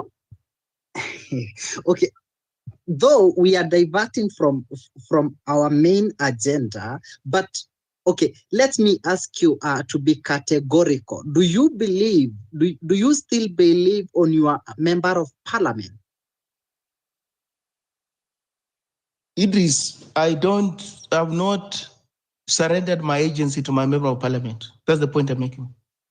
I've not surrendered my agency. I've not surrendered my thought processes. I've not. You seem to have done it. But no, I haven't. But you have to understand that these people, they have already been compromised. To me, I don't trust anymore my member of parliament. That is why whenever there's a law that needs to protect the common mwananchi, these people, they don't have interest. They don't show interest. But whenever there's a law that protect them, that will benefit them, these people will turn in large numbers and fought to pass the law. That is what it happened, I think 1 week or 2 weeks ago, whereby these people were voting to make the so-called NGCDF to become a law. We witnessed what happened. But when it comes to reality or things that affects the common mwananchi, these people, they will not even turn. The parliament will remain to be empty. And it is a fact. And one thing I would like to urge us, let us deal with reality. Let us deal with facts, because we have to leave fiction to artists and deal with facts. Yeah. Thanks, Laudatus. Can we move forward into? Yes, I'm gonna give you. You're actually the one coming next. So we need to advance this conversation because, in reality, obviously, the guys who have been championing for this thing, you know that having elections of MCA, member of parliament, women rep, no, MP, women rep, senator, then governor, and then president, or that it's completely illogical. It doesn't work. We just all of us put this thing together. It can be separated and made it easier. And then, of course, the entire thing of like, we have 60 billion, by the way, billion that we need to conduct this election. That's just something that if I gave Western today, I'm going to throw a figure outside there. Let's say if I give him 4 billion, na nimfungie mahali fulani nimwambie, give me a credible, completely tamper-proof everything for the election in Kenya. He will produce it. So please, I don't want us to argue about things that are going to put us in the way of just arguing for the sake of it. But the truth of the matter is that, yes, where we are is a bad place, number one.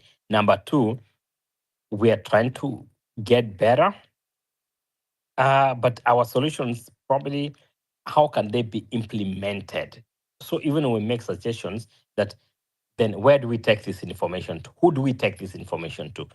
So I just wanted to bring this into the conversation because I know for sure we can do a better job. Please continue supporting my friend Leon as Western comes in. Come in, Western. Thanks. Justice, you can copy something, but still you process. The kind of wars that the Americans have had with the Koreans over whether Samsung is a parody of Apple or something. They had that kind of contest some time back over intellectual property. China is also having those kind of contests with the Americans. You can borrow from someone and then you perfect whatever you borrowed from the person so that it saves you the trouble of reinventing the wheel. So when they tell you, the drafters of this constitution, that we heavily borrowed from the US, we borrowed from South Africa, but then you ask them, but were you seeing how those political systems operate? Even as you were looking at their respective constitutions, were you also looking at their political cultures, their traditions, what they practice in real sense? Or you just went to the South African constitution and borrowed from it? Let's pick this section. Or you went to the US constitution and picked whatever it, because even in the US, where they tell us they borrowed this constitution from, there are midterm elections. Aren't they there? They are there. So why would something like that not cross their minds when they're drafting the constitution, such that when you bring up this issue now, people are thinking now, which idea is that? How are we going to implement it? Why didn't that idea cross their minds when they were drafting this constitution? Why? Because clearly they looked at the US, this is a presidential. They tell you these things about majority leader, minority leader, deputy president, what? Well, of course, the US is vice. I don't know why they changed to deputy, counties, and what have you. They clearly borrowed from them. But they didn't want the tradition. They didn't want the culture. You just want to borrow what is in the constitution. Go to South Africa, they also have got separated elections. They do. They have separated elections, don't they? They don't have all the elections on one day. And it's not like they're more expensive. So the thing I'm saying, we want to overhaul this system of ours, but we're not ready for, the hard decisions. For instance, when I ask you, why would any member of parliament be opposed to such a suggestion? No, if you're in parliament, the National Assembly, the Senate, such an idea is floated. It has to be enacted into law. Why would you be opposed to such an idea? Like, on what basis? That elections have to be staggered for efficiency, to give the electorate time to process the issues. Why would you be opposed to such an idea? Like, from what logical perspective? You, as an ordinary Kenyan, this is how you'd look at such a suggestion. Is this a progressive idea? Is this a good idea? That's how you tell. Now, you ask yourself, I think it's a good idea. Then I'm going to push it. Or I'll ensure that there's a critical mass to push this idea. So it's not about the members of parliament to agree or not. We're going to push it. Because, look, things have to emerge from below, not from the top. If you're to talk about democracy, in democracy, things emanate from below, from the grassroots, going up. So from the grassroots, this is what people are saying. Members of parliament, you represent people. You don't represent your own interests. So you can't go against what people want. You have to implement it. So this notion that members of parliament, will they agree with it? No, you are there courtesy of the people who voted for you.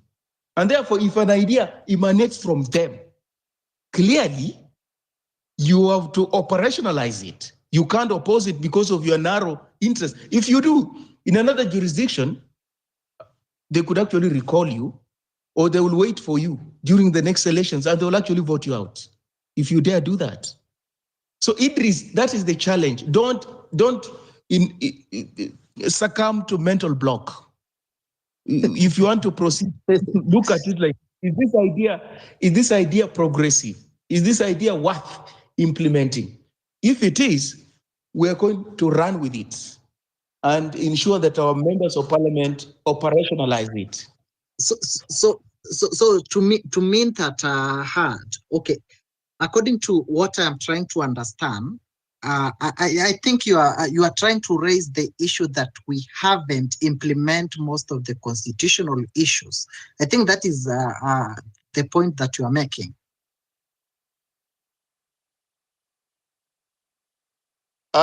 Just I know Western can defend himself, but so I know. Go ahead, Western. That's what Because I'm saying. I want to be clear that no, I don't think that's the case. The case that we never thought through on this constitution, but we have to have elections, 6 elections at the same time. The question is, where can they be staggered so that after 2 years we elect an MP, after some amount of time we probably elect this.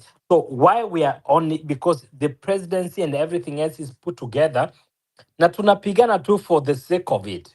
But anyway, Western, answer, because I don't want to answer for yourself, because I think the question was directed to you. That's what I'm saying. We are speaking of cross purposes. You know, that's what we're doing. I'm saying that it's clear by now that lumping all these elections together, presidential and the other low tier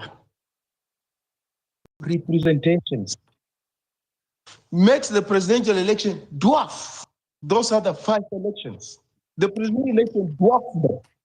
So how do we decouple the presidential election from the 5 other elections so that the electorate has clarity of thought when they cast their ballots? And it also ensures that somebody's mic is on.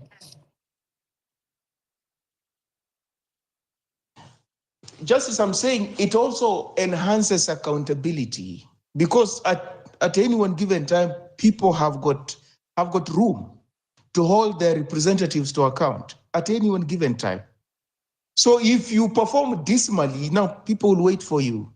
If you are part of a party that is not performing, people will wait for you as a governor when your turn comes, and you will be exposed. If you're an MCA, you're not working, people will wait for you when your turn comes. You're not going to hide behind your presidential candidate. You ride on their crest.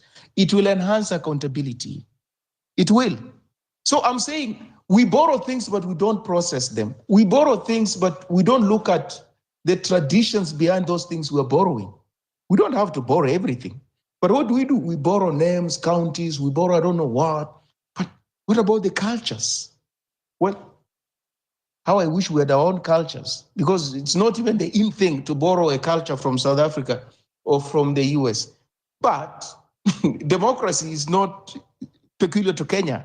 It's across the board. So there are things you can just borrow as they are and or implement them as they are. You don't have to do anything about them. So I'm saying, if we want to structurally overhaul Kenya, we will have to think not outside of the box, without the box. That's what we'll do. When ideas come, don't block them. Don't block those ideas, no matter how radical they are. Think about them, reflect on them, and then we can run with them. These people must be scared of us. We shouldn't be scared of these people. Members of parliament must be scared of the electorate, not the other way around.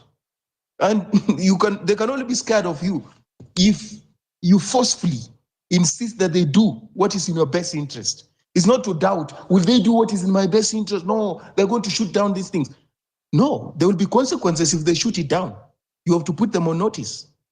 I yield, Justice.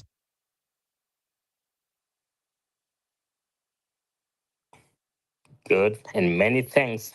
I know someone is supposed to come in on that. Nilikuwa naongea mjadala kando, maybe on our other personal conversation. Nikamwambia, we have to build this. We have no other option. And what Western you are saying is that they have to be afraid of us. Nani nilikuwa nakuja next? Because my other co-host left and then we all Justice, unajua uliniuliza swali mingi na mimi sikuongea. Sasa wacha niongee. Yes. Alafu Abdullah unaweza tangulia kama yes, 1 minute. Yes, 1 minute, and because one of my question is to you. And I think Idris Bwana, Justice, do something. If someone has a burning question and he wants to answer, there's no need of interjecting. When someone is on speaker, raise your hand and then you can be given the mic to interject, because we cannot have a continuity of a conversation anyway. So anyway, what I wanted we interject to in the lab one. Let's build this. No, but Dr. Idris has made Western to speak the same thing for about 10 minutes. Continue, please. Let's not go in that direction. Let's continue. Okay. Thank you. Anyway, so Academia, I wanted to ask a question. What do you think if there's a case in the Supreme Court that election should be held in 2026? What do you think about it? And also, how do you think about that and also by-election? But the question is, what if we get that petition to hold election in 2026? Thank you. That's the only question I had. We will just hold it in 2026 if the Supreme Court will decide that way. Because remember, Supreme Court by its nature, it is a political court. You may debate or argue, but that is the ultimate. It is that's the main reason why it was put there, to settle the presidential election. Because the High Court that we had prior to 2010 could not handle the presidential election. That's why the Raila, the Kibaki, and all that did not go to court. So we saw it wise to come up with the Supreme Court, and so that whatever the challenges we may face, we can go to Supreme Court, and by our own admission through the Constitution, it is the final. So what is decided by the Supreme Court binds everybody, and we will go with that. So you cannot appeal against Supreme Court. But again, you see, Supreme Court will not also do something that is contradicting politics. That is why when we have a presidential petition, they have to sit day and night to hear and determine that.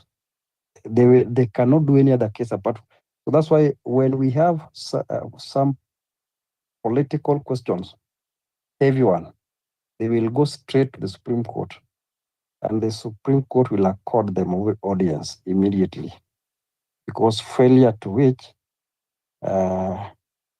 we will not have a very good environment. That's our nature. So that's our problem. So, but we trust Supreme Court. What I know, that petition will not stand. We will have election in 2027, because the term of president begins the day that is sworn or he is sworn in, and ends when another president is sworn in. That is so. Other interpretation they can give, but what I know that it will not pass. It will just be rejected. So prepare yourself for 2027. Now, hii election yenye sasa tuko na IEBC. La muhimu ni to register, tungoje election. So what we must do, we must now wait. There is a amendment to Elections Act 2011, but it is still pending on the floor of the House. I don't know why they are ruling it in Parliament. They need to bring it back so that we familiarize ourselves with it, so that it can replace the Election Act 2011. Iko hapo ya Amendment 2024.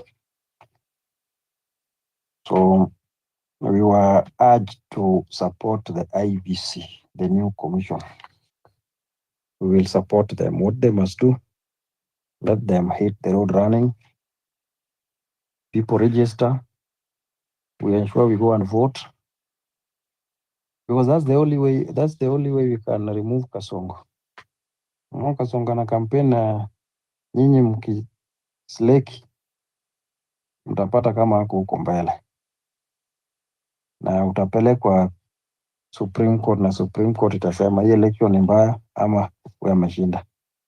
Now the problem why I don't want us to go to Supreme Court, because if we go to Supreme Court, kuna chance kubwa sana Kasongo ndio atakuwa president. Why? One, there is only one outcome, and it's one and two. One outcome in the sense, ukienda pale Supreme Court, unapoteza power yako, unaachia court. So court anasema election ilikuwa sawa, wewe hujaprove nini yako, si hakuna kitu, huwezi enda kwa street. It's very difficult. That one will be now moving into anarchy, because once Supreme Court has pronounced itself on the matter, it is binding. So hiyo ukijaribu hiyo utashikwa, utapelekwa committee. That is now going against the Supreme Court is a serious offense. You can say you don't agree with the ruling, but you respect. But you cannot say nime disagree and now going to the street. Hiyo itakuwa mbaya. Then you see, when they nullify that election, the president is still the William Samoei Arap Ruto. Chepche, hizo majina zake zote. So tukirudi na chances ya kurudi na incumbent election inakuanga ngumu, because they can pose many challenges that will not make you have good time with them. That is why I fear going for a rerun, because it's not quite straightforward that you would like to go. So that's why it is important to get it first time, because second time you don't know what other things might. Some people can decide even to say, kama hii imebaki hivi, hata kuna haja ya kuvotea, hii ni kama serikali itachukua tu. So you are disadvantaged in that.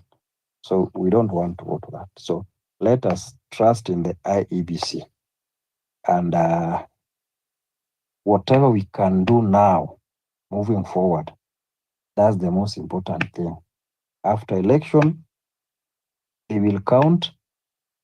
I want to start debating whether we can have a technology whereby you vote in Turkana and immediately, I don't know how it can work, but I think the IT guys should come up with it. So that if you vote, like when you send money to your bank account or M-Pesa, it will reflect immediately. So I think the moment you are identified,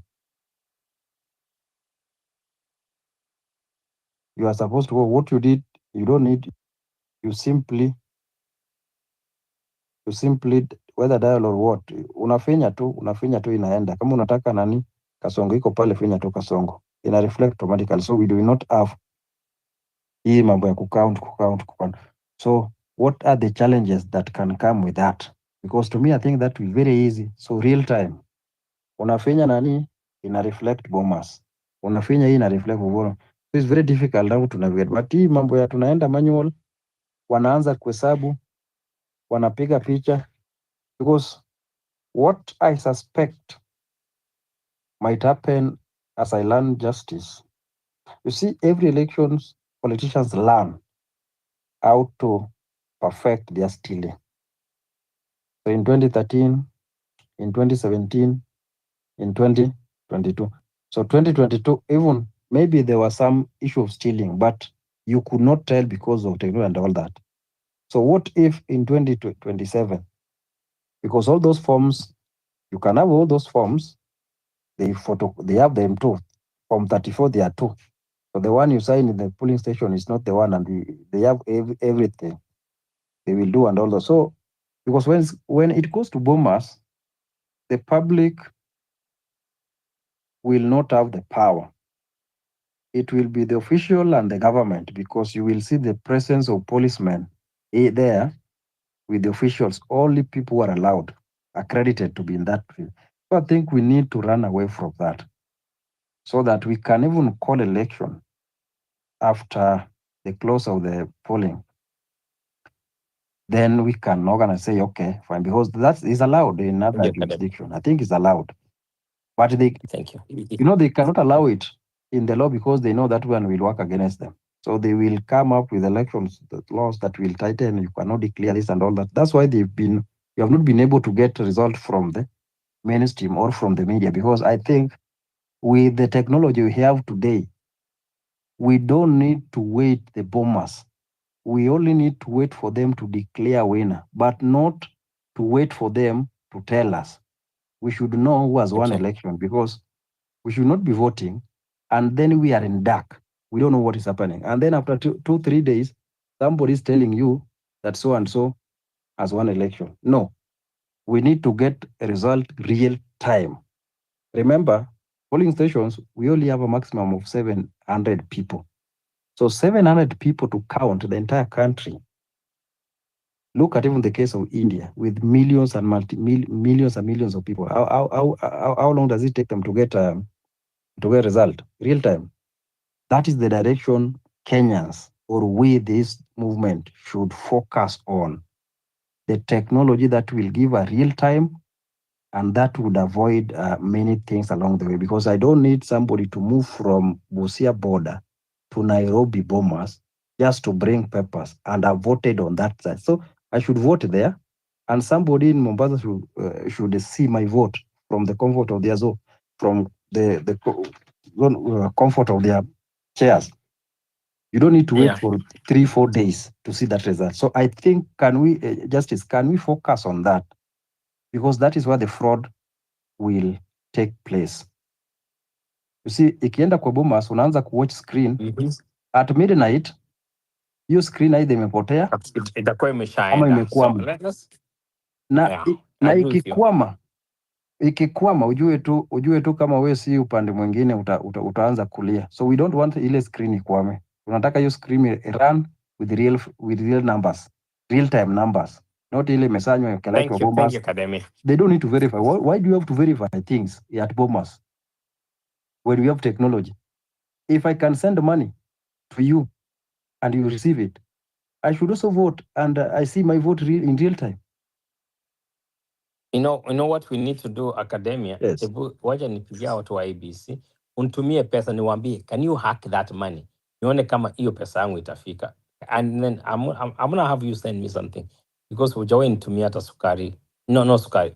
I don't do sugar, by the way. On a serious note, I've not done sugar in Justice. 22 years. I Achana wanna bring. academia. I'm gonna Let's bring go in. to Abdullah and then George.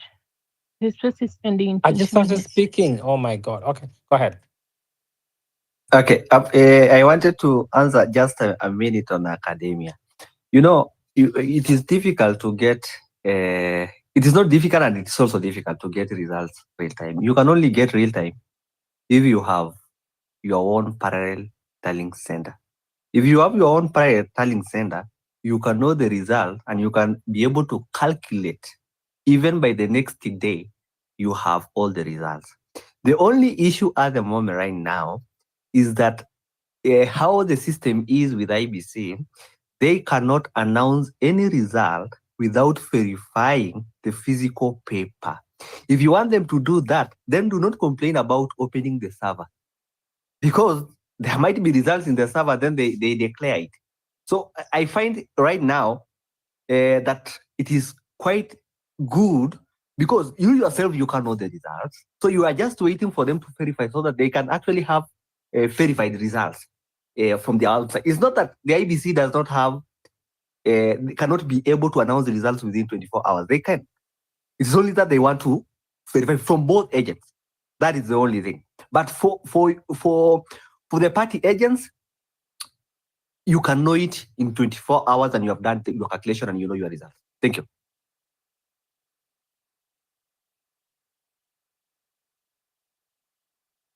I have a question to academia. I don't know. Lyle, can I speak? George. Yes, Japunj. I just want a quick question, then I give to George.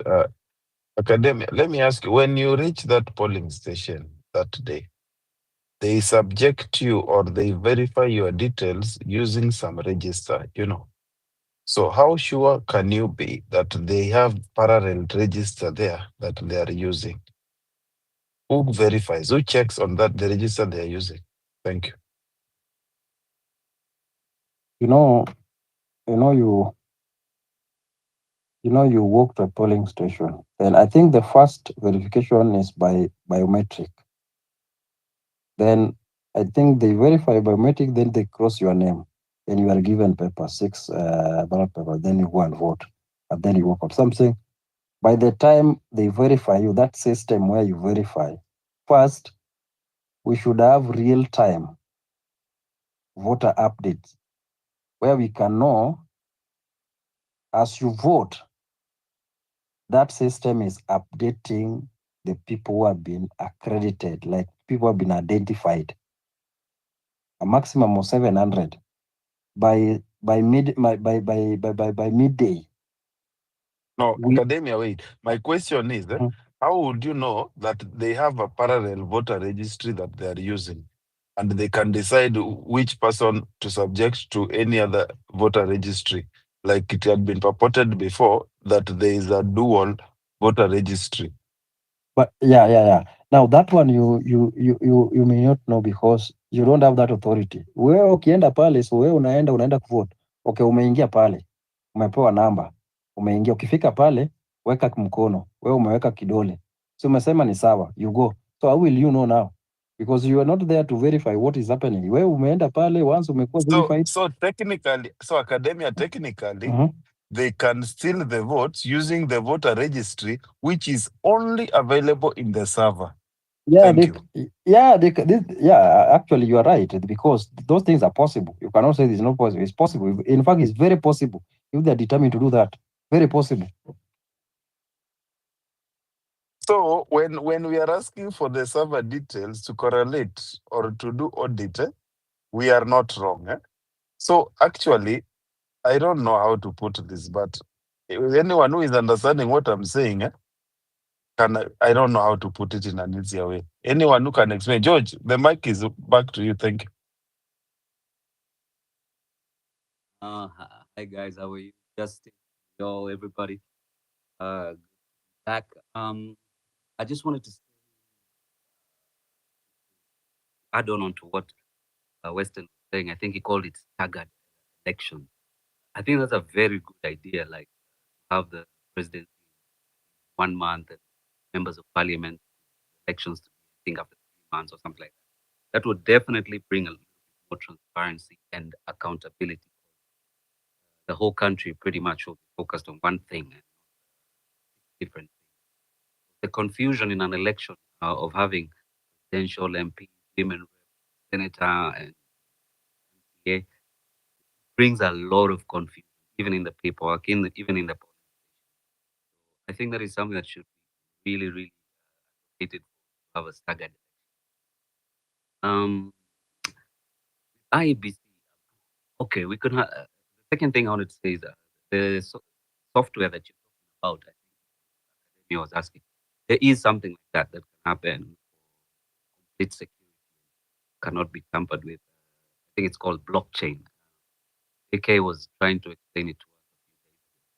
Yeah, if we use blockchain in software, then you're pretty much secure what you need on the results. But my issue, as always, is integrity. We can have the best software, we can have all that. But who are these people in charge of this IEBC?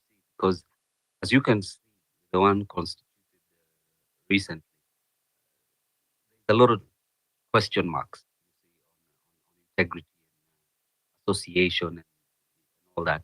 So, what do you think solve the integrity of the IEBC? Is there a legal kind of way to get the neutral chairman and commissioner of IEBC? Speaking to Justice, I was asking, is it possible to have a chairman from Finland, for example, completely neutral, things like that? Just because my issue with IEBC, no matter which way we look at it, there'll always be somebody put there who is not 100% part of the public, 100% based on integrity. So that's what I wanted to chime in.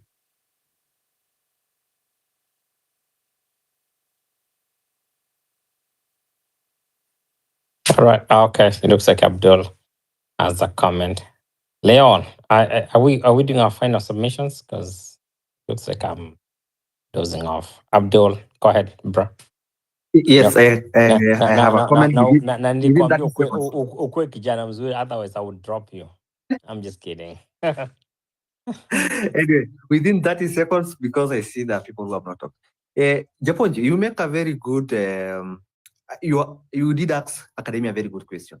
For the people who are asking that they need these results real time, it is not that IBC is not able to produce these results real time, but there's also a risk of these results being rigged in the server.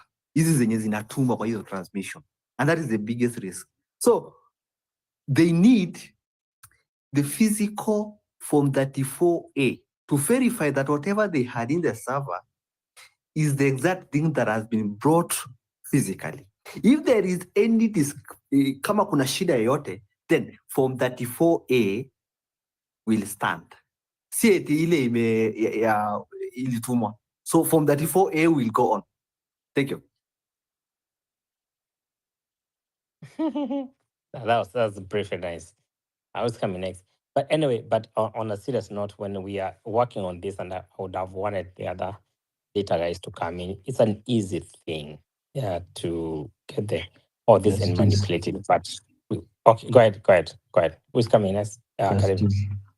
Yeah, go ahead, Academy. Academy and then Sangale.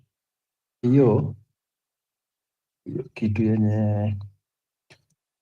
yenye Abdullah anasema, we just have to, we need to have a good system where you just vote and there is nothing like you verify. You don't need to verify once you have identified biometrically. So it means it is only people who are identified biometric that will vote. If you were to verify, maybe those who could not be identified electronically we should have another option for that. But this verification, that is where the fraud is.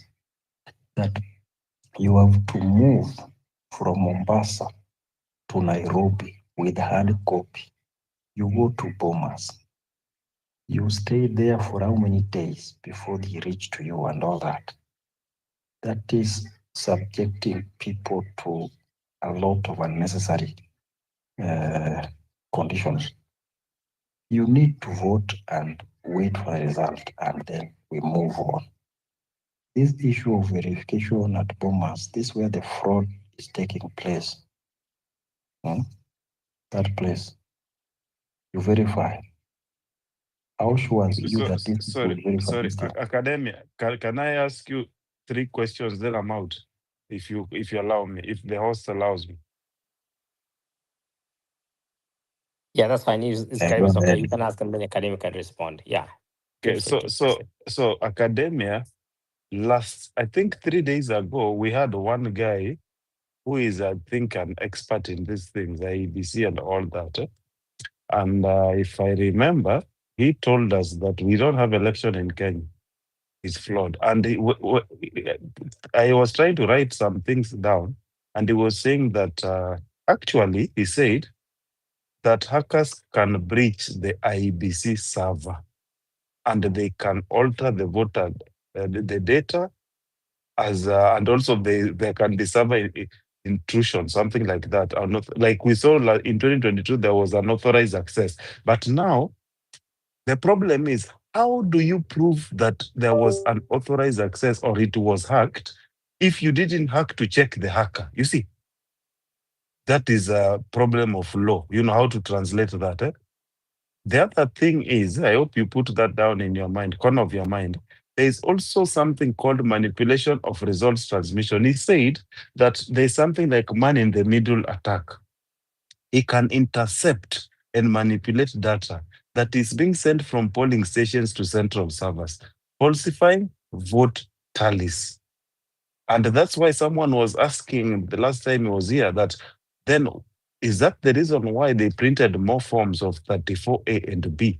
Because you can do all your agents and everything with the pen and all the stamp, but I can rubbish that and create exactly with the same and the signatures and do a completely different thing.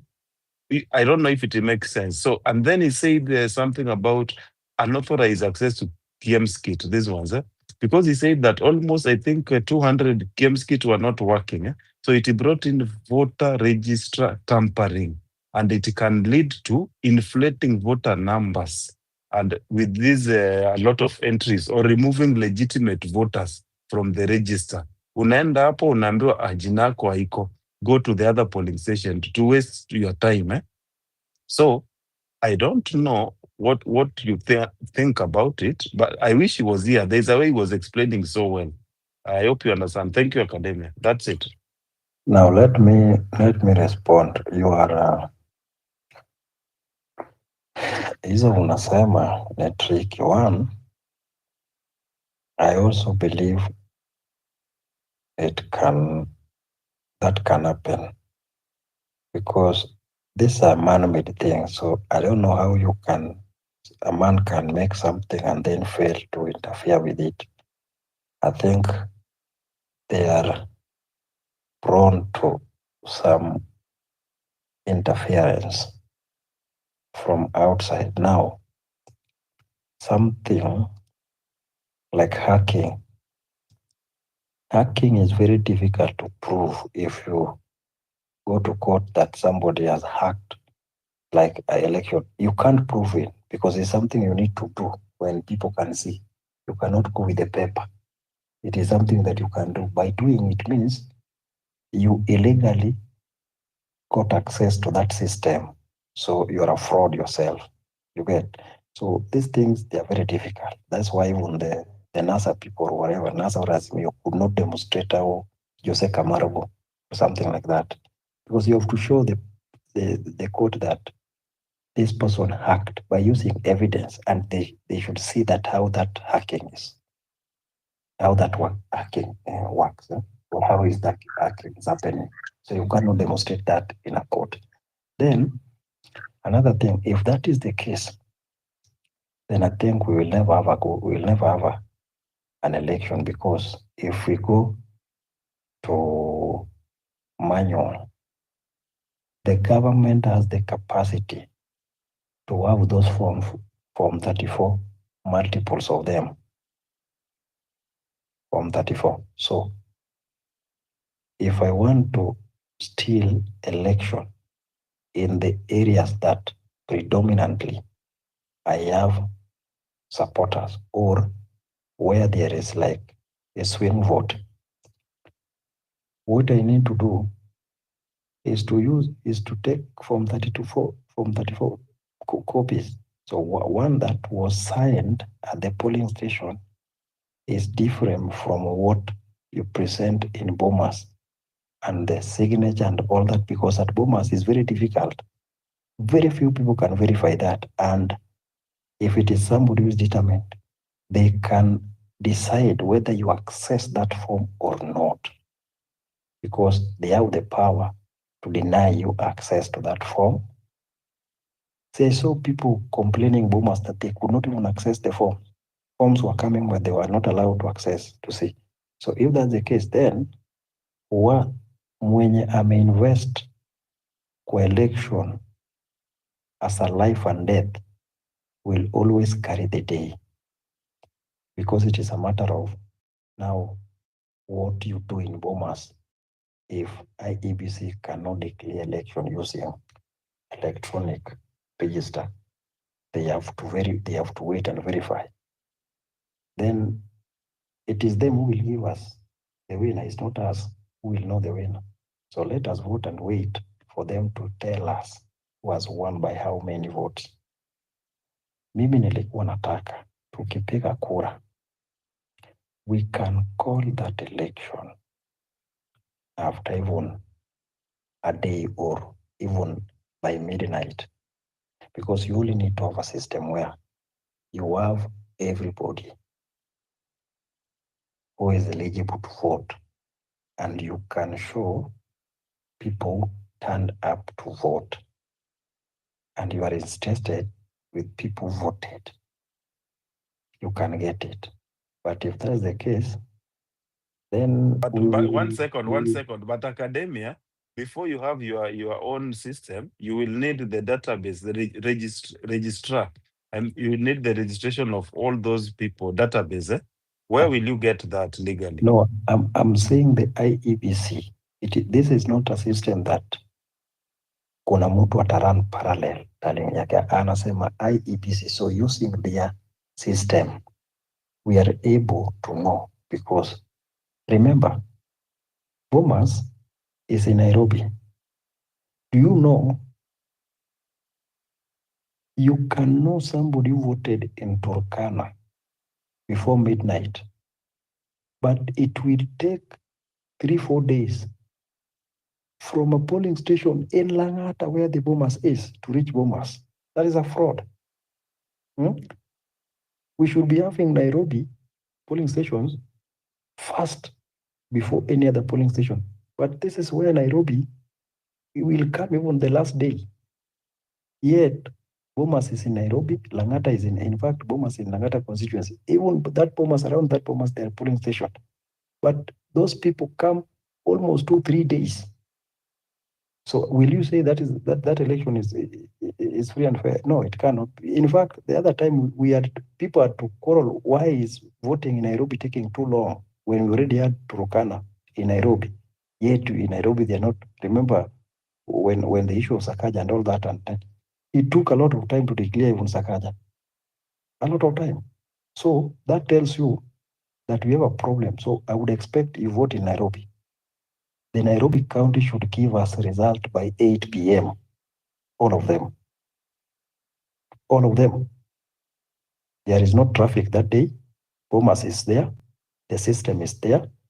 Network is perfect. Yani everything works perfectly in Nairobi. Why would somebody from Busia come to Nairobi and declare result before somebody from Starehe or Mombasa Road or just Langata there or Kibra?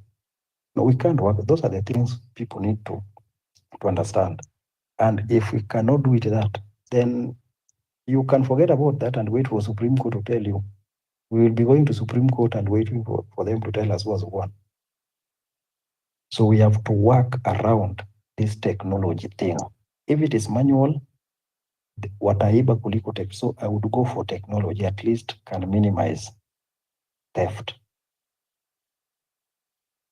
But okay, let me interrupt you a little bit.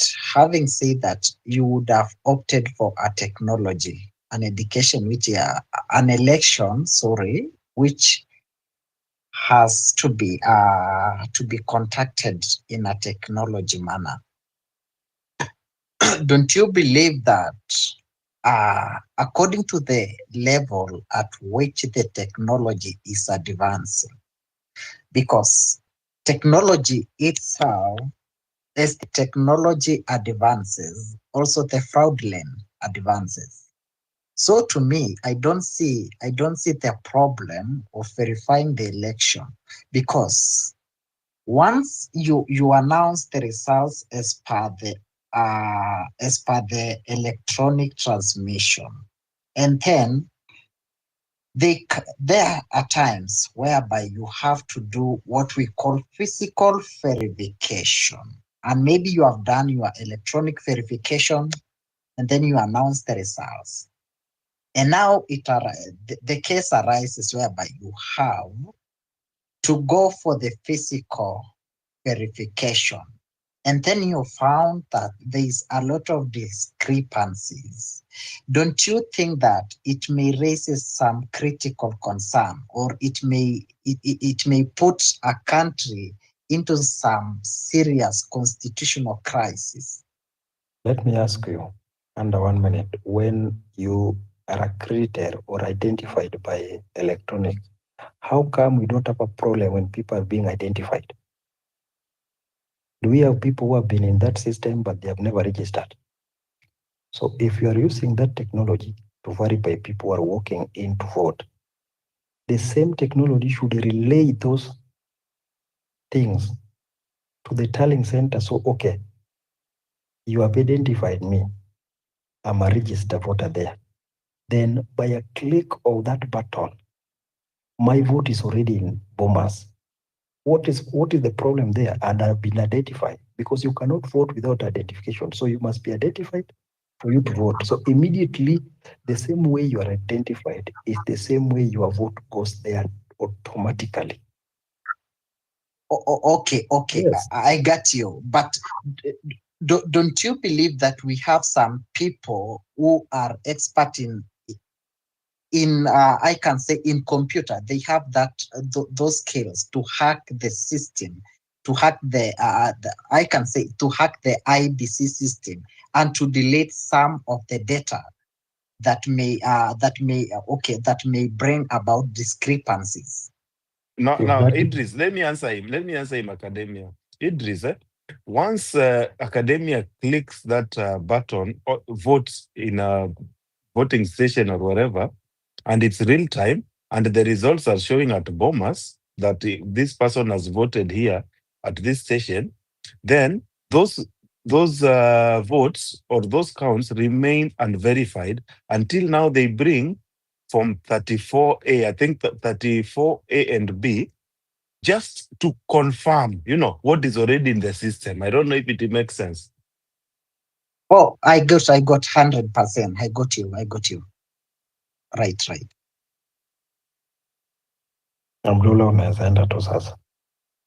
Okay, so let me be very brief because I know there are some other people. The thing is, 700, not Abdul.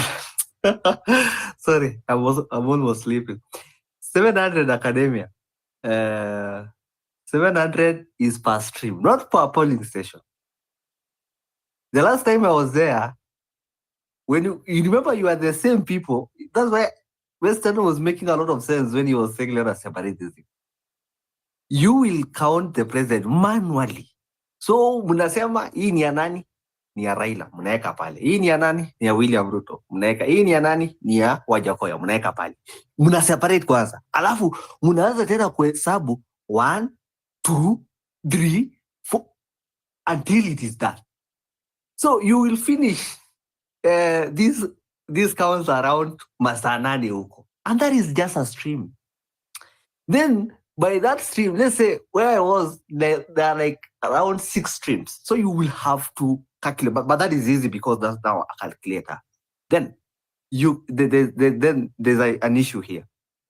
The only thing I can guarantee you from what it is impossible to steal election. It is close to impossible to steal election right now. If you have party agents. The thing is, even the form that, even if they print 10, the original form 34A is inawekwa pale kwa polling station, yani hiyo polling station ina hapo kwa I mean on the door. So you still have it at the end of the day. So the thing is, and it is not unconstitutional to follow the PO wherever they go. You go to them to the constituency level. Hesabu pia hapo. So the thing is, it is manual. So it is impossible to have it immediately, just like you have all the results. No, it is manual, and you go from the president to the Abdullah, Now can I let ask you a me tell question? you. Let me tell you. Yes. Okay. Your point, go first. Okay, Abdullah, you see, yes. Once you've entered that polling station, you Yes. are in one polling station with 6 or 7 streams, yeah? How many polling stations are there in Kenya? 26,000, is it? Yes. So do you need to tell me you need 26,000 agents to make sure that your vote is safe? Anyway. Suddenly, it is yes. Because, and that's why most people, that's why it is close to impossible to have credible election. Because, unaona mali as I learned, unaona mali kura zinaibiwa, where you do not have the stronghold. You kura za ule 1,000, kama una agent, zinaikwa tu kwa ule mwingine. So let's say that William Ruto was leading in the Eldoret and Raila has no votes, has no agents there. And William Ruto get 10,000. And then Raila Odinga get 1,000. Watakata tu 500 weka pale. So that's what happened. Sure. Yes, that's what happened. Absolutely. In where you need to put party agents where you do not have support. Because hizo kura kidogo enye unapata ndio wanaweka tu pale. Agents is everything. Let me tell you. Okay. Let me tell you what you don't know. Okay. As doctor comes in, Dr. Kidogo tu, wacha nimwambie Abdullah. If now we are talking about Dr. Sangale. Aya. Kama ni hivyo basi Abdullah, then forget about credible election. Sasa forget about, wacha tuende to vote tu. Tungoje IEBC atangaze mwenye ametangaza. Wenye watashindwa wakae nyumbani, ukiona waende Supreme Court decide, because if that is the case, it means if I am from, let's say, Siaya mahali baba anatoka. If that's the case, I will make sure that, because your agent most likely will be a Luo that can be compromised. So the thing is, the turnout, and that is what they have been doing, the turnout in a polling station in Siaya, they will ensure it is 100, it is 98 to 100%. That's what they do in their stronghold. So there are 700 in this stream. Naturally, you'd expect maybe some people have died, something like that, and wengine wame travel kitu kama hiyo. So if they want to steal their stronghold, they will turn 198 to 100%. So all those, because they are the same people. So you will not have agent, even if you have the same people. So that's what they do, if that's the case. But that can only be cured through technology, whereby only people who have identified themselves there through electronic. And by the time the last person, you see, you cannot vote if you are not identified electronically. So it will go there straight away. But this manual, we can come even 650. Then we just say, out of 700, what will turn out? 695. Only 5 people did not. And that's a fraud. So, Academic, and I know we are taking so much time without giving other people the mic. You do not even need to, IBC can know the turnout. That is possible. That is, you can get it. The thing is, you can just count those people who have voted, and then you temper the results with people who have voted, provided you are in the same line with all agents there and the PO. And the PO is someone who has a party. So provided you're on the same page, it is final. Thank you. But okay. But guys, let me just speak, and then you'll continue with your discussion, because I think we have really listened to your discussion, and it's not going to end.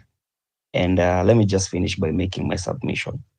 So, all of you are talking about rigging. All of you are talking about IEBC, and we had a chance before they named the 6 commissioners. I was in every space telling every person, when we go for protest, let's demand for our space in IEBC. Before he even proposed the 6 candidates, we could have proposed for our own 6 candidates.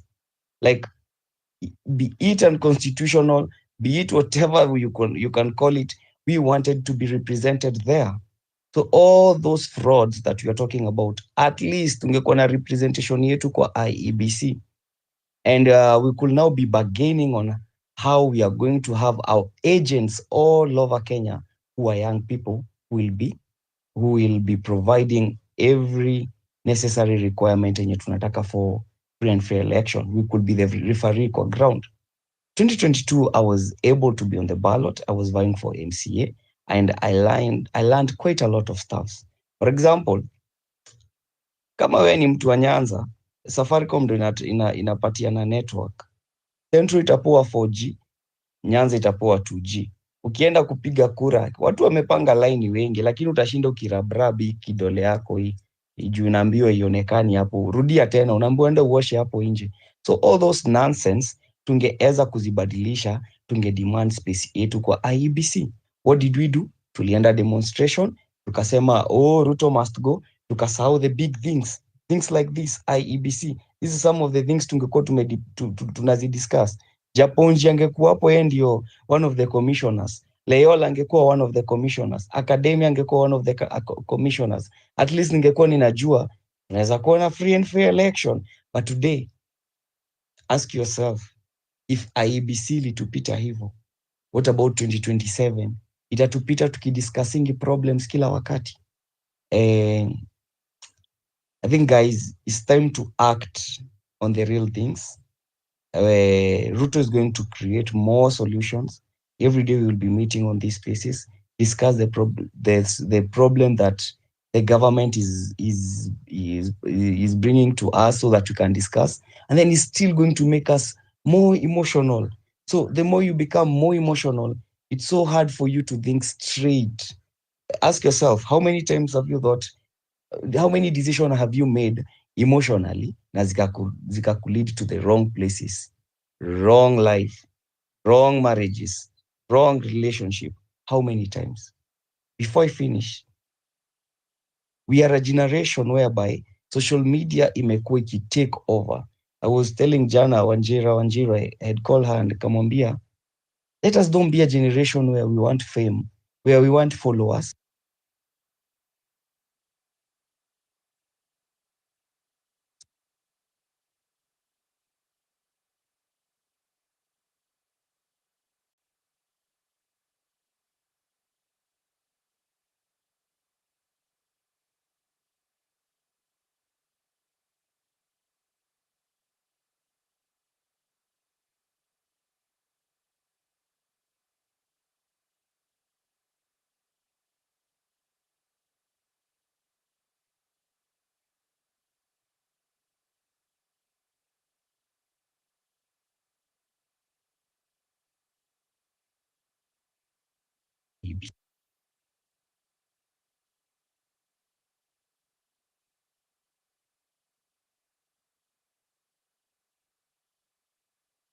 What is your solution now? What is your solution before you land? Wewe solution yako ni gani? Saa hizi tukienda mbele. Like, you know, one thing I usually do, I like taking my time and think. I like first to take my time. Like the first time I said we propose, there's 3 commissioners from our side. That's a thought I had thought for some times and make a process. So for now, I really need to take my time. Maybe after 2 weeks, we can have the same space discussing about IEBC. Most of us tunaweza kuwa tumeenda kwa background, think on solutions. And then not only talking kwa spaces, we know how we can tell the government, this is our demand about IEBC. Like these are, like, you need one thing, we can be quick on thinking quickly. And no, that's why nimesema, let us don't be carried away by emotion. Me, on my side, I really need to take my time, think on how we can So have good Sankale, solutions. twende kwa nini? Do we go for dialogue? No, I have said, let's take time, think about the IEBC, because this is one of the biggest thing that we really need. And if it already, we don't need to go for dialogue. We already have Twitter. And Twitter inaweza fikia government, whatever you want to tell them inaweza fikia. So I don't want to bring any solution right now, but I just need to take time, process, think, and some of those who are here also, you can take time and think and ask yourself, how do you want the election to be in 2027? So for now, me just going to leave it there, but I'll come back with solution. Not today, not tomorrow, but as time goes by, but I won't take long. And maybe Leol and Justice for All, you're going to host another space talking about this IEBC again. So thank you, but I blame all of us, wacha hii 6 commissioners itupite tu hivyo. We should blame ourselves, by the way. Okay. Thank you, Sankale, for raising that Dr. concern. Idris Kidago. The last We one. have 5 minutes to end this space, so final remarks. Okay, so I think Sankale have raised some concern of which we need also to articulate on them. And then secondly, I want to concur. Was it there was that speaker who was talking about an automatic electoral gadgets on this ground that whenever you vote, maybe you are in Nairobi, it automatically reflect in the box or in Nairobi that you have voted for someone and then you have voted in this specific constituency. I think those are my last remarks. Thank you guys for hosting this space. Thank you for being the part of this community. And then I wish you all the best. I wish you a good night and may God bless you so much. Thank you. Academia. Before we mimi nikimaliza nasema hivi, tutafute vile tutapata rais mwenye ameshinda ya ukweli, na hiyo ni teknolojia ya kisasa kwa IEBC. Wanunue teknolojia ambayo itatutunzia wote, itafanya election itakuwa sawa. To me, that is the only thing now I want to focus on, how to get elections done in a way that we leave no room for this broad daylight thuggery. Yes, so Abdullah, take it away. Okay, thank you.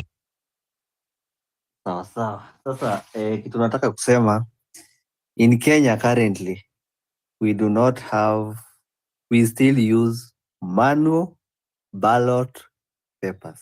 There's no way you're going to tick Maraga and it reflects in Nairobi without being manually counted. So we are using ballot manual paper. The only thing we are using that is electronic, it is voter ile identification sasa ya biometric. That is the only thing that is transmission of results. That's the only thing. So my solution, invest on agents, because We have every Gen Z in every village. So let us do that. And most of them can even volunteer. Thank you, Abdullah. Alaison.